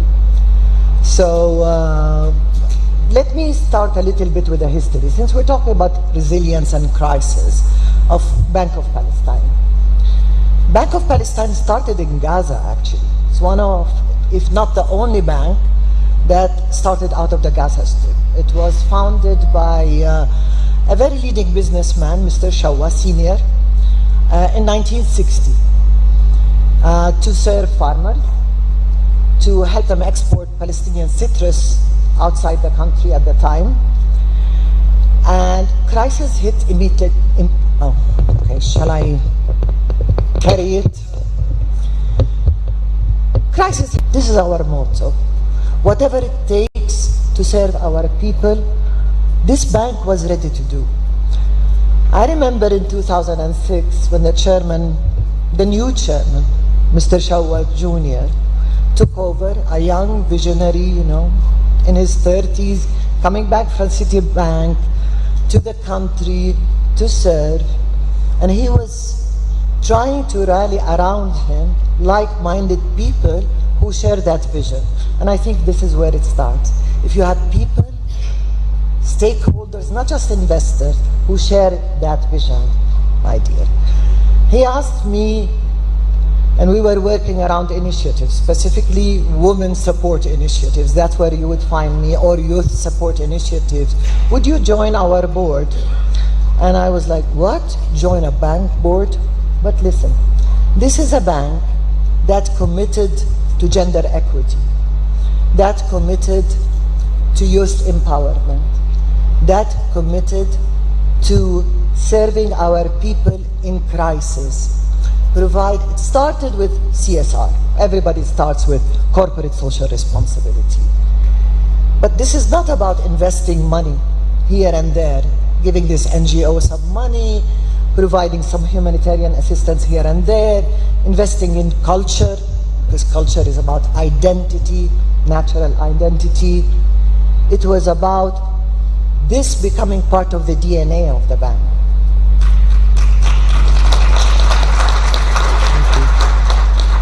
So I'll share just a short story of that journey of commitment to values. You mentioned that I was the first woman to join the bank board, sitting among all these men representing big investors, big blocks, an NGO person, a woman. What am I doing on this board? We had a pact with the chairman and with the rest of our stakeholders. In 10 years, we will be fully an equitable bank. Today, we are 5 women on the board, 5 men. I don't think you see that in many conventional banks around the globe, America, Europe, and so on. On the C-level, on the chief level, 33% are women. Head of risk, head of audit, the backbone of the bank, head of governance. Amongst our workforce, 47% are amazing, educated, professional Palestinian women. That gives me a lot of pride. When I talk about youth, I talk about the future of Palestine. I talk about the future of our region. We committed to our future in the way we invested in our youth. I remember the first initiative we supported was called Celebration of Innovation. Celebration of Innovation evolved from an initiative, a program where we sit here and we celebrate youth, into investment in Palestinian young entrepreneurs, innovators, digital thinkers who are leading now the new economy of our country. If we are only just given that chance to build our country with values like the bank adopted, I think we can have an amazing country. The problem is, I know we do. We are now 2,000 employees. We serve 1 million customers, and every morning we have to wake up and think, how are we going to survive? How are we going to survive? I want to share with you just one crisis we faced, because it's been all over the news, the Gaza war. As a bank that started in Gaza, our commitment to our people across Palestine and outside in the diaspora doesn't waver. But our commitment to our people in Gaza is different. This is where we started. We will never forget that. When the war started 16 months ago, we never anticipated that we will be working to ensure not just our survival, the survival of our people. Resilience for us is not a word you read in books. Resilience is survival. Is that we wake up the next day and we are able to ensure our community is alive, our team is still around, our bank is still standing. With that war, our first concern was our people. And when I talk about our people, it's our people and our team. We are the bank of the people, for the people and from the people. I remember waking up that first morning and thinking, what's going to happen with our team? I'll just draw a picture for you.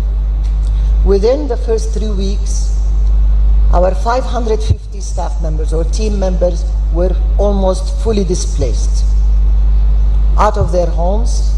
Within the Gaza Strip, the lucky ones managed to escape to Egypt. Within the first few months, all our 17 branches in Gaza were destroyed.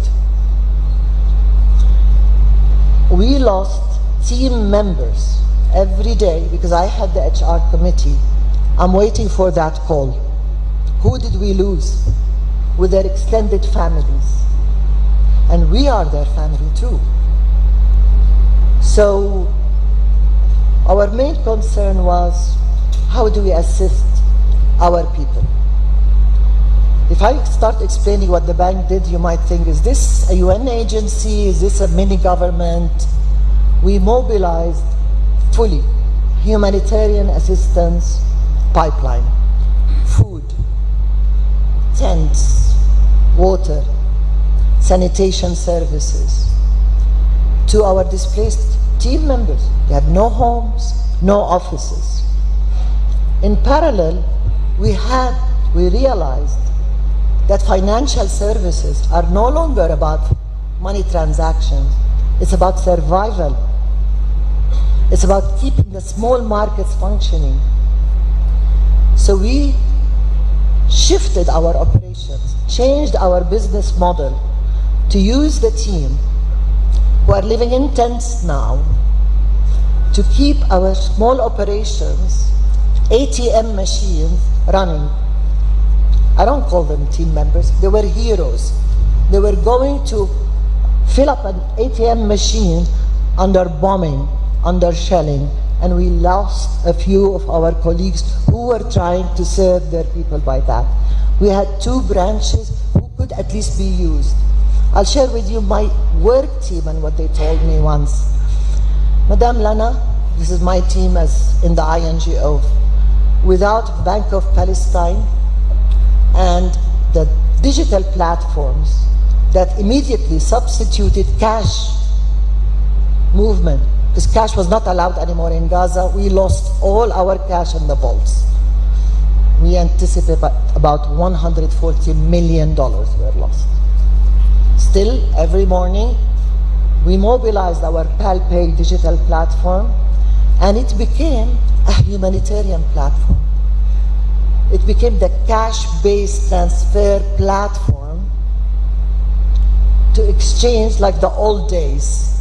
The UNWFP used it. UNICEF used it. We used it to pay salaries to our staff. So when you talk about values and commitment to values and resilience, we are living it every day.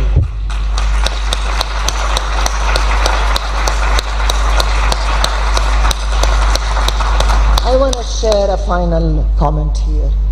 Somebody mentioned partnerships here. Partnerships with the community, partnerships with international organizations. When you are a value-based bank, when you are committed to human values, in such crisis, this is how you are paid off. Your partners, your investors, your team, your communities rally around you. I remember, because we are the bank from Gaza, as I said, everybody was very worried, including the regulator, and was concerned that there will be a bank run now.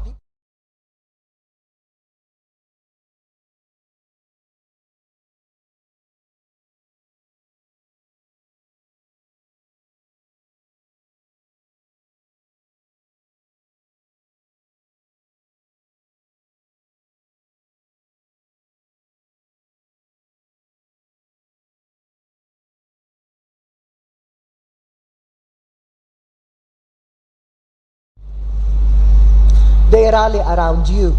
I was just looking this morning about on Facebook on some posts for the bank from people in Gaza and in the West Bank. One, I'm not going to cry like you because it's going to come out, said that we would have died without Bank of Palestine. When do you hear that about a bank?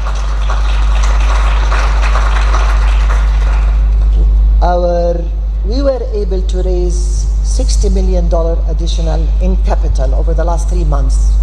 A bank that's at risk.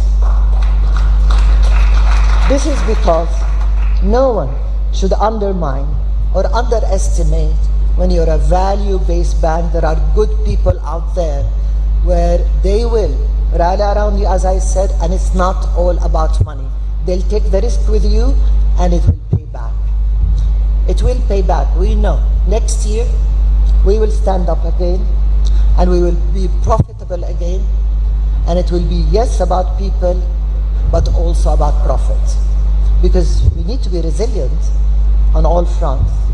I have a lot more to share about the work we are doing for our environment. You might say, with all of this, you also care about the environment? Because this is something even I questioned, my dear. I was like, are we talking about CO2 emissions when a million tons of bombs are really dropping on our heads? Yes, because this is the future. So I could share later a bit more of the initiatives we do. Thank you. Thank you so much, Rana.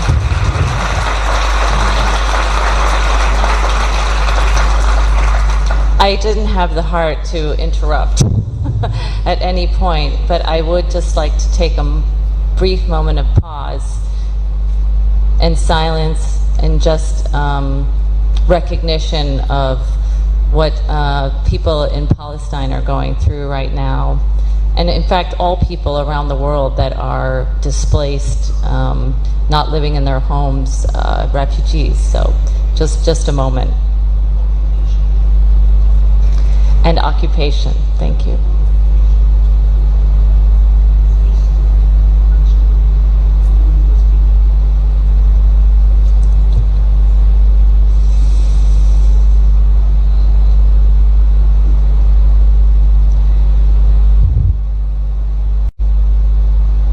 Thank you.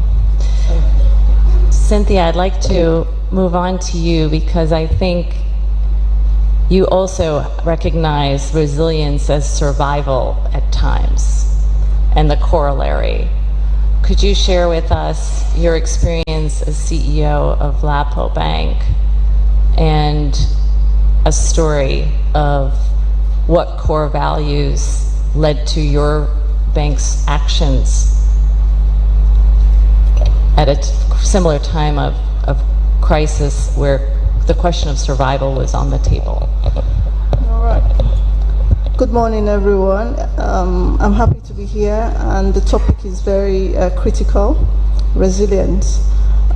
For Lapo Microfinance Bank, it's something that we strongly believe in as a value-based bank. I'd like to share a story. I have two stories to share, really, that actually speak about this. The first one is flooding, an issue that relates to flooding. So we operate in some low-lying areas, and we have customers there. And it happened that there was flooding at the time. And we knew that, given the fact that we had customers who had their businesses there, so the implication is they definitely would lose their businesses, and our loan will go into default. So what we did was we noted the areas, and we provided some form of palliatives to these customers in cash, food items, and home consumables. And then we also had staff who were residing in that area as well. So what we had done was we moved them out of the area, gave them some support as cash to get alternative accommodation. And then for the customers, of course, they were covered. We supported them to get quick response from their insurance companies. But the effect of this, we didn't know the effect of this until much more later. But also realizing that with flooding comes a lot of environmental risk as well as health hazards. So we made some contributions to some hospitals in that area because it was quite bad. And we didn't really realize the effect of this until much more later. We're in some gathering and someone had asked a customer, why are you banking with Lapo Microfinance Bank? And the feedback was, if not for LAPO, I would not have survived this particular crisis. And we did that because we felt, first of all, one of our core values is people first. And people first for us means the customers that we serve, and then the staff as well, because we have over 6,000 staff. So that's critical for us.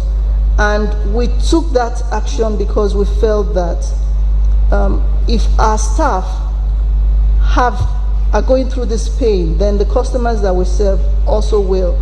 It wasn't just about the fact that during the period we were not going to get repayment, because what we had also done was we granted them moratorium, and then we allowed them, some of them had fixed deposit, we allowed them access some of their savings, and then we give them additional loans to allow them a rebuild. So it was more about the discomfort, the pain, and the hurt during the time. And that was where we had actually taken that action. So I recall another one again during COVID. During COVID, when we had the shutdown, we got feedback from some of our staff saying that some customers were having very difficult times. Note that some of the customers we deal with are low-income earners and small and micro businesses. During the shutdown, most of them could not open their business because most of them rely on daily means of living in order to earn a livelihood. So most of them had spent their capital and they didn't have access to food. So what we had also done at that time was we have 16 branches at the time, requested our business heads to identify those particular customers, and we sent food and household consumables to them. We actually partnered with SPA to do this, and then we gave, at that time as well, we also gave cash donation to two state governments, that was Lagos and Edo State. I'm from Edo State, so we had to do that anyway. So we did that, and just to support at that time, because COVID was quite confusing.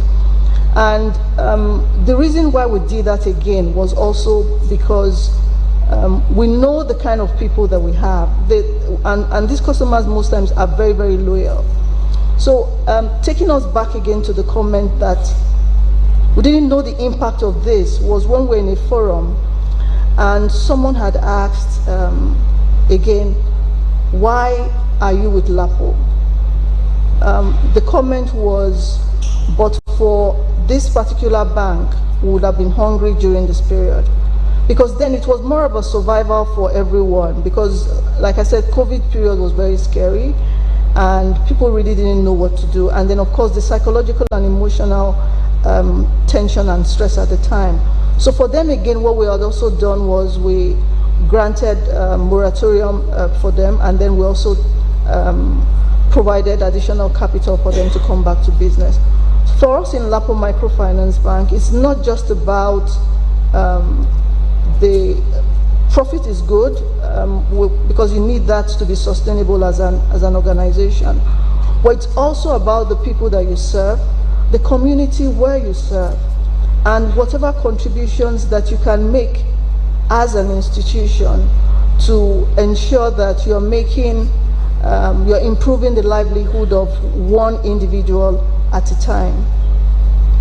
Thank you so much. Thank you so much. I want to emphasize again the human first nature of your stories that we heard earlier in terms of coming back to self-reliance. You know, if we cannot be self-reliant, your banks are still there for them, and that builds trust. And then when you bank on your clients, they bank on you in return. So it's not just an act of generosity and giving, you're saying it's a mutual reciprocal relationship that you have in the society, and you're recognized as being the tip of the arrow in establishing that type of relationship and being trustworthy. So in terms of the trustworthiness, and demonstrating that. You give very, very powerful examples, all three of you so far. And I'd like, Priscilla, if you could build on that. You talked about headwinds and tailwinds that you're facing at Amalgamated Bank. What are the core values that make your bank trustworthy in the face of those dynamics? So I have to depart a little bit from the question because I'm sitting here absolutely giddy looking around this room. As a proud Ethiopian American, I am just so excited for Uganda, so grateful to Centenary Bank. So proud of GABV and what we stand for as well. I'm looking at Martin and David because you've just been so earnest in your intent to make sure that GABV is truly reflective of the world that we live in. And it occurs to me as I'm listening to these three compelling stories of these three compelling banks and looking around the room at friends from every country, every corner of the world. Serbia is in the room, and if I start, I won't stop. But suffice it to say, every one of us has really faced incredible resilience and faced incredible challenges with tools of resilience. And I'm just so proud to be in this company. So I wanted to say that. So the story of Amalgamated Bank. It's the same story, no matter where you are in the world. We all live to represent the least of these. The Catholics in the room know what I mean. It is an incredibly important story. So I'm going to take you back 102 years ago in the United States. You teased us about being so young as a country. We're kind of old as a bank. 102 years ago, there were a group of immigrants in the United States, mostly what they called needle tradespeople. These were textile workers. They had come from other countries, mostly Eastern European, mostly women, and they wanted to do what we all want to do, which is provide for our families, preserve our own culture and heritage, send money back home to take care of the least of these there, and make sure our kids could eat well, go to school, all of those things. They had a problem, though. They were workers not being represented, so therefore not able to really ask for rights in a textile industry, and they couldn't be banked. They couldn't get banking services, partially because of their gender, partially because of their immigrant status, because they had no record in the country. So what did they do? They started a union. They believed in collective bargaining, and they started a bank. It was the Amalgamated Clothing Workers Union, and that's why we keep that long name, Amalgamated Bank in the US.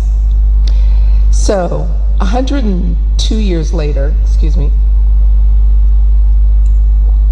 my voice, 102 years later, the Amalgamated Bank stands in the US as a representation of many groups. We serve, though, 6 specific segments.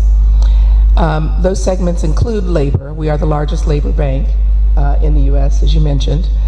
But it also includes those fighting for rights in a number of areas. We're the largest bank for politics. That's, from the senior most elected officials right on down to your county dog catcher. We're also the bank for social justice, economic justice, racial justice. We believe today, as we believed 100 years ago, that you should not be limited. Your ability to achieve financial success should not be limited by who you go home to, what you look like, where you come from, any of those things. So a bank that was started in the roaring 20s, when in the US we were met with more wealth and prosperity than the country had ever seen, later went into the decade of the 30s, which, as you all know, was quite different. And the purpose of this bank then and the purpose of this bank now is to close that wealth gap so that more people are prepared to go through challenging times. And some would say that today in the U.S. we've got challenging times. We have, the biggest challenge, I think, is one of polarization. It's one of people believing what some of us in Ethiopia would call unnecessary tribalism. People believing that somehow something that is outside of your control should represent who you are and what your opportunities should be in the country. So workers in the U.S. are less concerned really about the politics. They're concerned about same thing those textile workers were concerned about, making sure their kids get a slice of the pie, making sure their families are able to eat well. Their children want to have nice vacations, and they want to know that if they work hard, they see the fruits of their labor. And so we're still a bank for all of those people. And today that takes the form of many things. Not only the activities of our bank, which represent about $8 billion in deposits, and another 50+ billion in trust assets. These are mostly the pension plans of workers through their unions.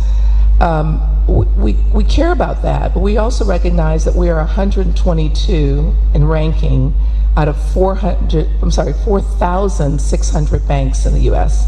Imagine that. It's a lot of banks.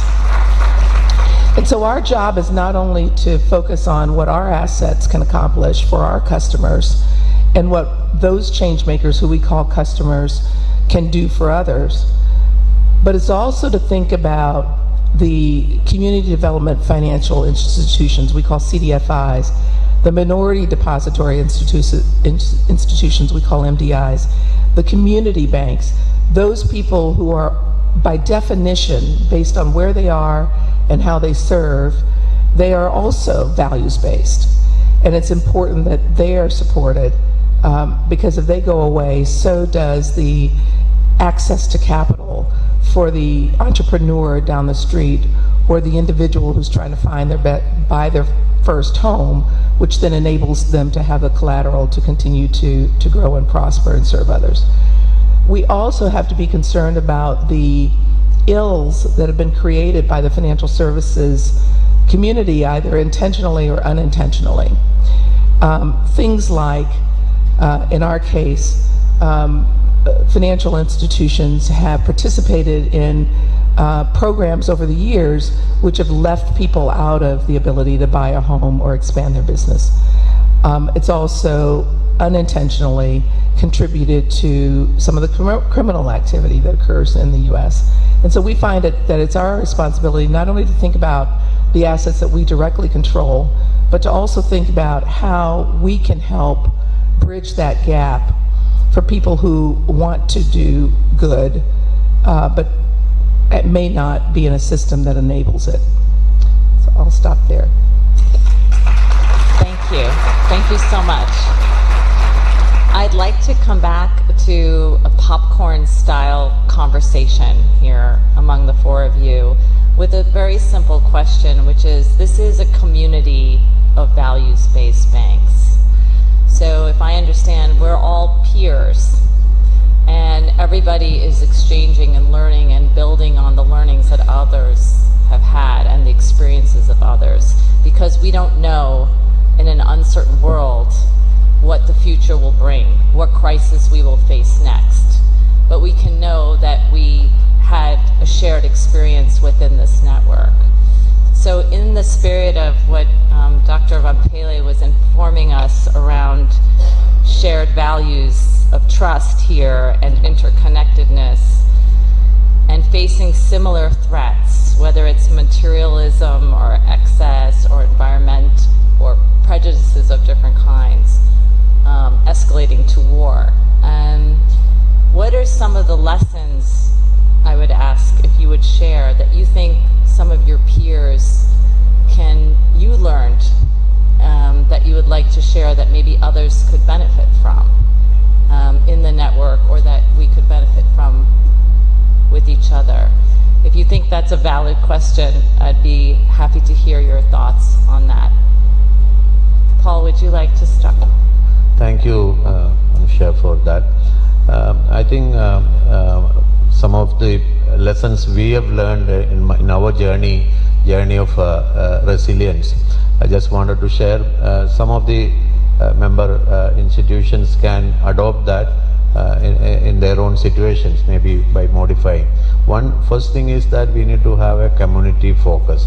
So as we heard, the Bank of Palestine's response to the situation, many times as bankers, the general tendency is that how can I protect my asset?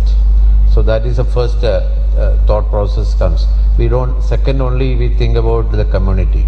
So as value-based banks, I think we need to think about the community first approach if you have, or the people first approach we have, then that will lead us to think about product and support services. So when in 2018, when we had the 5-day flood in our home state, so we thought about the community. How can we support the people? Immediately we set up relief centers. So we are a bank, but we, along with our foundation, we set up relief centers. Then after the relief period is over, we introduced a new loan to support the support the people to come back to the normal. So same thing we did in COVID period also. We introduced a product called Pradiksha Kiran in our language. It is called Ray of Hope.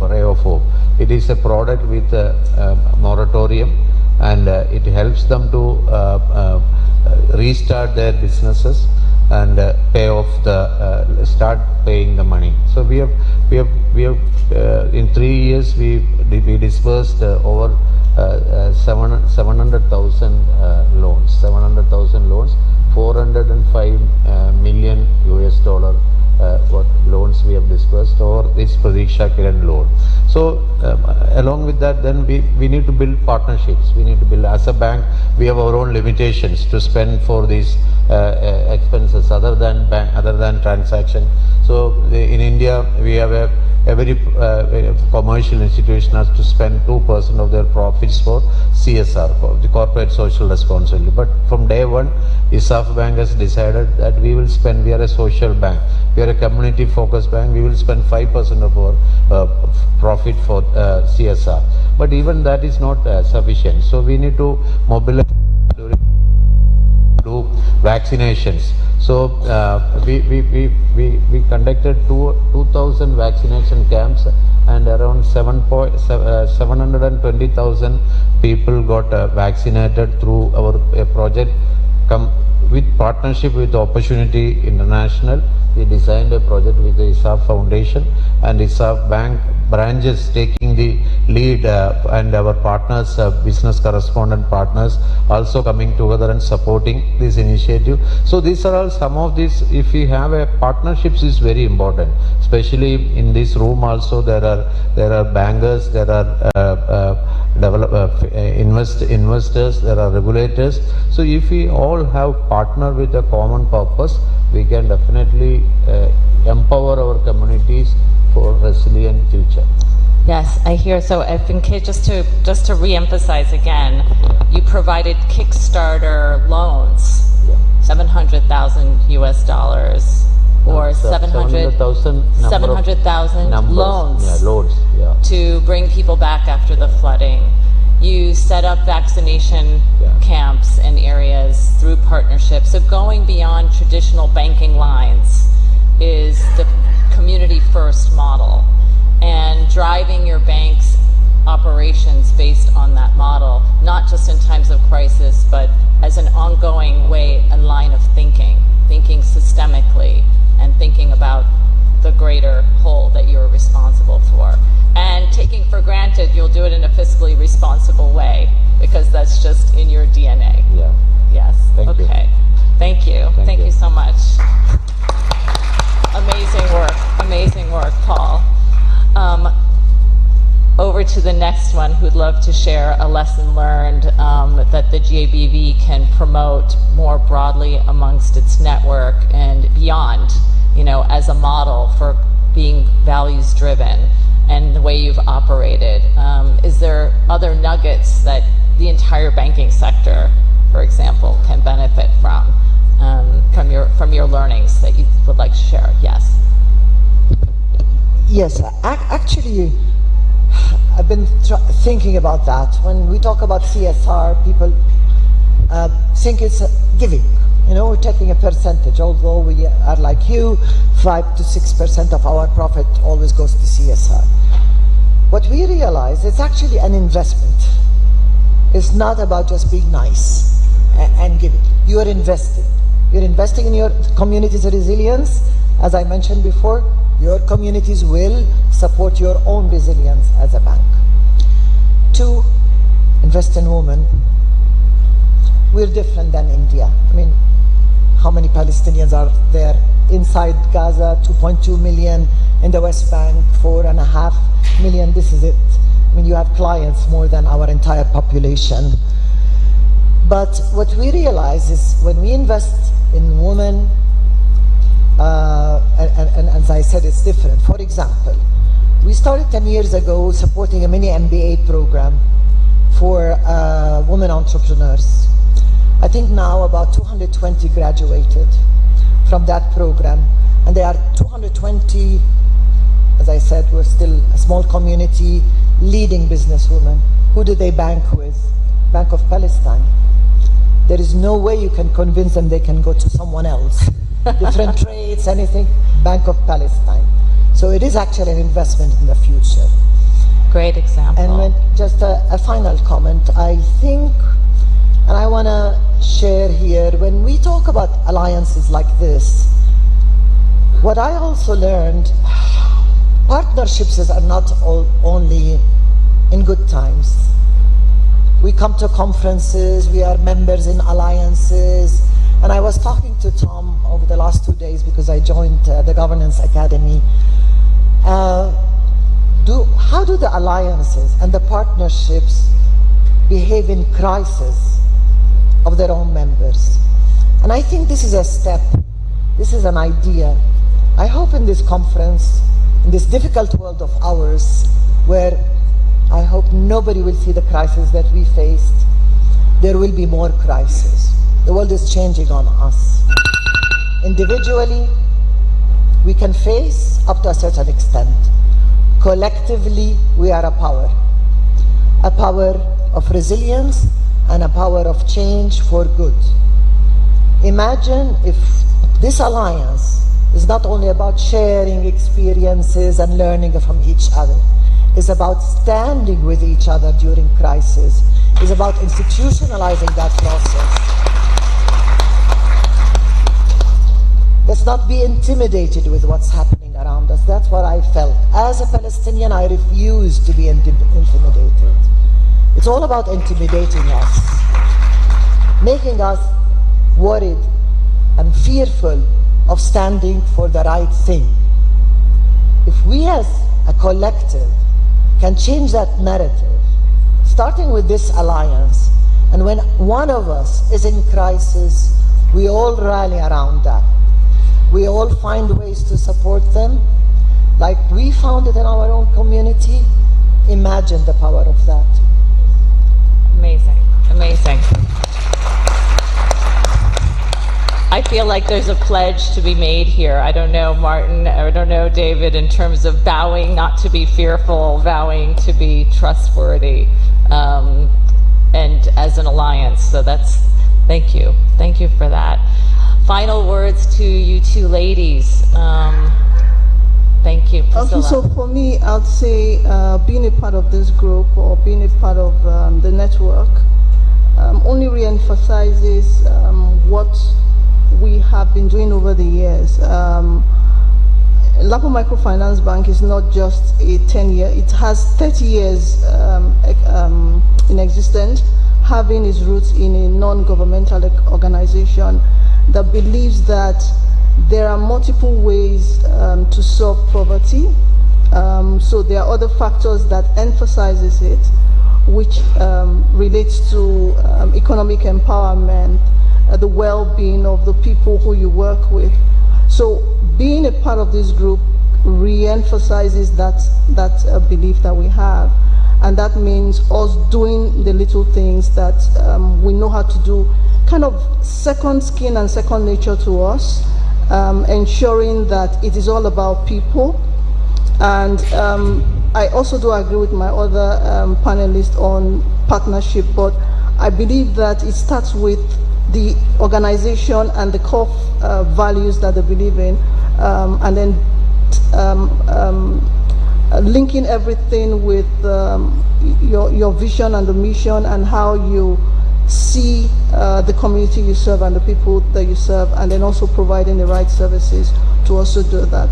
But for this, I'd like to just say that there's actually power in being a part of this value-based community. So if I may, if you allow me just a bit to read out what I had written. So for me, I just feel that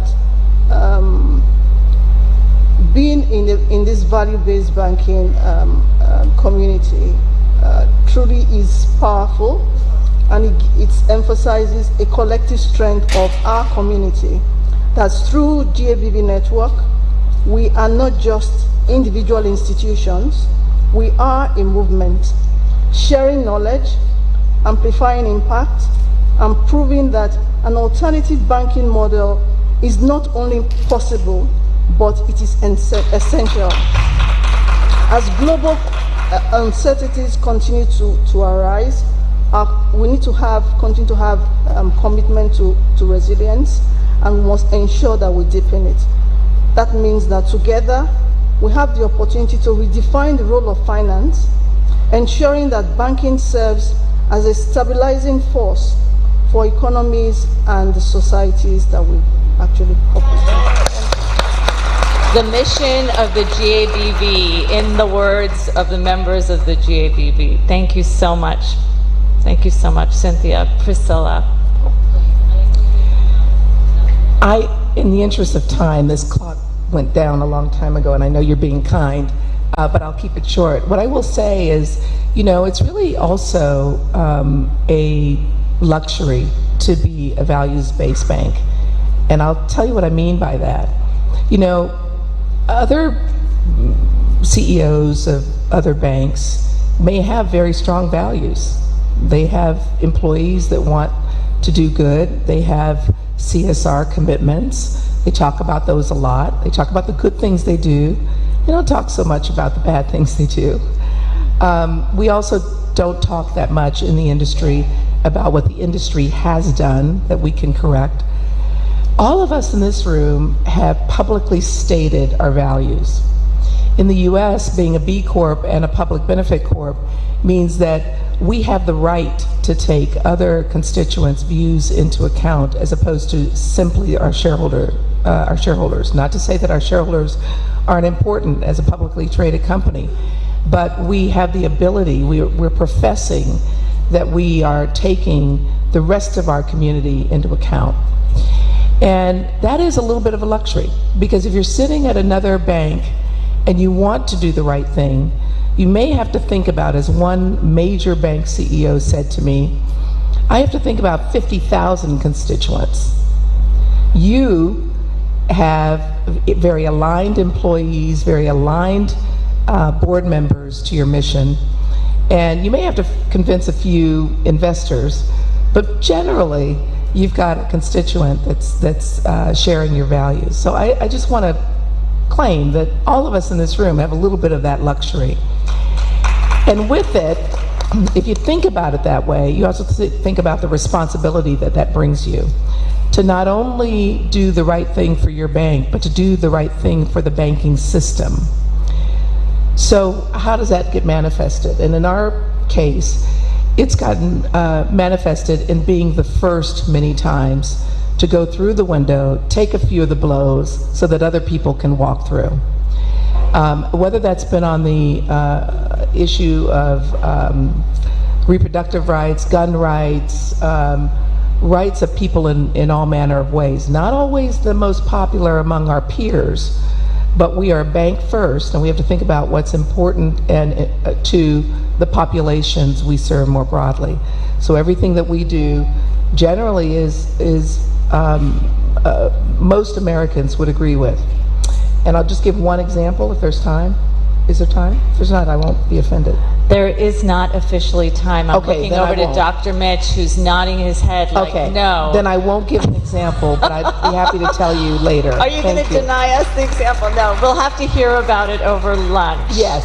Thank you so, Thank you. so much, all of you. I didn't have the heart to cut anybody off. I know there will be repercussions for that. But I just want to say again that, each of your stories needed to be told.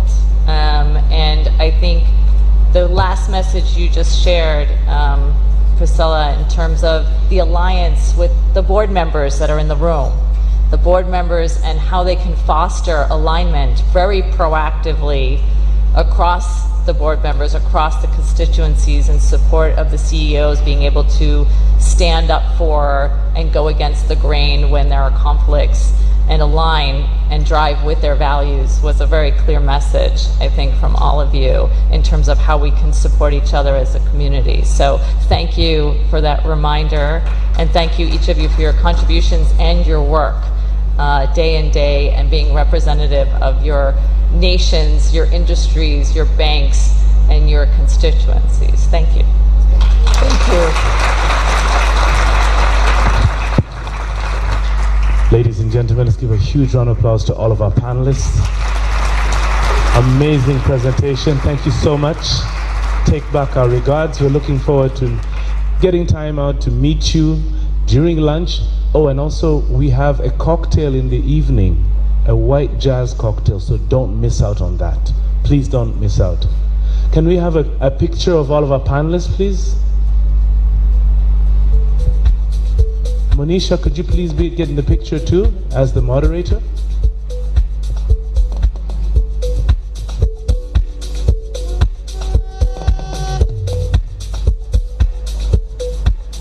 Equilibrium, I can see it. Yes.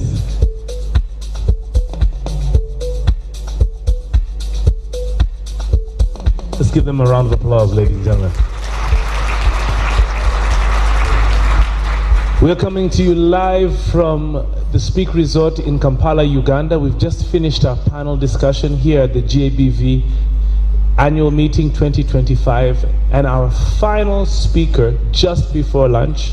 It's my pleasure, ladies and gentlemen, to welcome the Assistant Commissioner of Financial Services from the Ministry of Finance, Planning and Economic Development. Please welcome Dr. Bob Bonabo Munene. Big round of applause.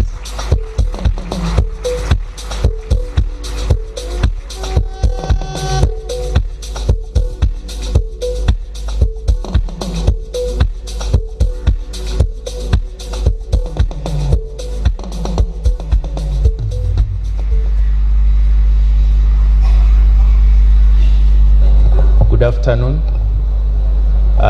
My name is Bob Munene. I'm an Assistant Commissioner, Financial Services in the Ministry of Finance, Planning and Economic Development.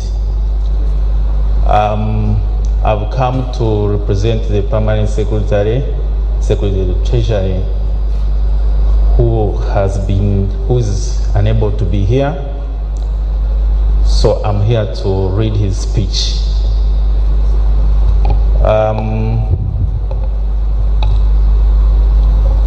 Our guest of honor, Dr. Mapere Rampere, the chairman, Centenary Group, Professor Dumba Sentam, the Executive Director, Supervision Bank of Uganda, Mr. Kalyango, the Chairman, Board of Directors, Centenary Banker, Gustavio Goji, the management and staff of Centenary Bank, members of GABV, distinguished guests, ladies and gentlemen. It is an honor to speak to this esteemed gathering of Global Alliance for Banking on Values. I want to extend my sincere gratitude to the management of Centenary Group, and I also want to appreciate Dr. Rampere for presenting to us this important topic, and the panelists who shared experiences of how to build resilience in their specific societies. I want to believe that policy making should be informed by research. We all know that it was the findings of research that informed the regulatory reforms we put in place after the global financial crisis, and it should continue to be regulatory reforms going forward. At the time when the world is becoming more connected, the great models and experiments for our earlier fathers may not capture all aspects of the real world's financial system. Therefore, decisions have to be made to match models using all the information we have, the experience of practitioners, in addition to research to inform regulation and policy. There is a narrative best practices. Let me ask, do we all believe that if it works well elsewhere, then it will work best somewhere else? My guess may be as yours, maybe it can. Therefore, research, best practices, and policies should be intertwined as a pivot to promote financial resilience. The meeting thus provides an excellent forum to capture the synergies between research, practice, and policy. Focusing on the financial system resilience, specifically the banking industry, we cannot forget the two recent historical shocks to the global economy and financial system. While their causes were different, the global financial crisis of 2008 and the COVID-19 pandemic each necessitated interventions of government and central banks in different ways to stabilize the financial system and prevent complete collapse of the economies. These events provided a reminder to all of us that regardless of the circumstances, the financial system vulnerability can quickly affect the whole economy. An important lesson is that we all have to be much more dynamic, build robust systems, and treat risks as a daily occurrence. In January, we carried out stress testing exercise for the financial sector. It is unbelievable that a temporary liquidity problem at one institution, if not addressed in a timely manner, can spread to other institutions and become amplified throughout the system. And this can happen more rapidly than in the past, given that the rise of interconnectedness and changes in technology. Building resilience requires that we monitor risks, not only that are developing at an individual institution, but also risks are seen across similar types of institutions throughout. We need to emphasize both micro and macro supervision for all sectors of the economy. That's how we can be assured of promoting a sustainable, inclusive economy. The government, through the national development plans, has concentrated at developing both macro and micro frameworks aimed at ensuring that all economic sectors are able to withstand inevitable economic and financial shocks that hit over time and the entire economy is resilient to withstand these effects. As I conclude, we all know there is no economy with perfect policies to prevent shocks. And that's why the economies we admire, that's where the 2008 crisis originated. But building a sustainable, inclusive society may require one, setting up a well-articulated and achievable goal for the society, being more systematic and less discretionary at implementation while applying tools of supervision and regulation. And lastly, being more transparent so that the market discipline can work in tandem with regulation and supervision. I want to thank you for God and my country.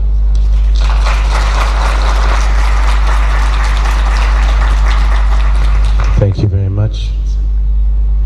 Well, ladies and gentlemen, I think we need to give everybody who's been on stage a big round of applause and thank them.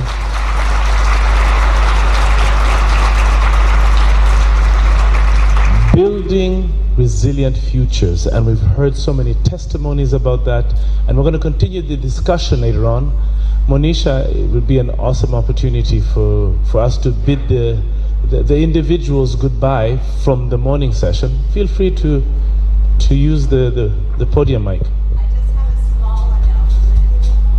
I just have a small announcement as we break for lunch, which is in the spirit of resilience in banking, we can now pay with credit card as well as cash when we leave the hotel. So for those of us who have been here, we now have the credit card option for payment. Oh, this is paying at the community space. This is for when we go to the marketplace where the sponsors are. Wow. Amazing. And we're able to purchase things made by super women in the local economy here who have made beautiful items, as well as for anything else that you may wish to purchase here while you're on site. Oh, thank you. Thank you very much. Thank you for that. And I think to speak a little bit to that, just across from here we have something which we're calling the Centenary Community Space, whereby we've got a lot of the local community, the young women, the talented individuals who have gone out of their way to create amazing pieces of art, and they'd like to share that with you. So feel free to pass by there, check them out, and above also, to go and check out what are the sponsors doing, what sort of stories do they have to tell. They have set up amazing booths for you to go and engage. But before we go for lunch, I'd like to ask our distinguished guests in the first row to kindly join me on stage so that we can take pictures. And then after that, we will make sure that each of you gets a coupon to go out for lunch. So I think if we could have all of our delegates from the front line to probably do us the honors. Yes, Tom. Yes. I'll be giving information. Yes, Dr. Manfella. Thank you very much to our distinguished VIP guests.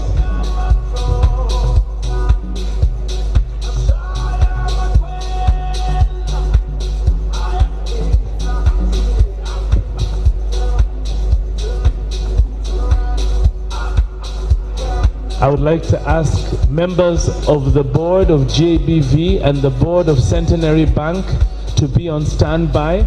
I'd also like to ask our sponsors to also stand by, because we would like to have the sponsors join with our VIPs, and then we'd also like our sponsors to take an independent pictures. Could everybody smile for the camera?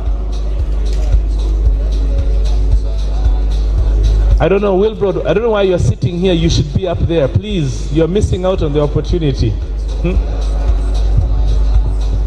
I'd like to have our sponsors on standby to join. Chris.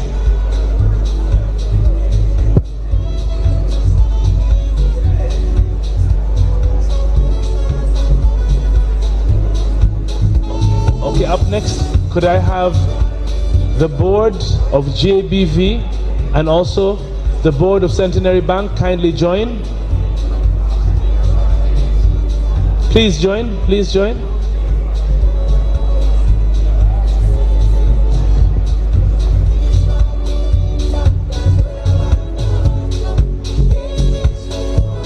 So we have the board of Centenary Bank and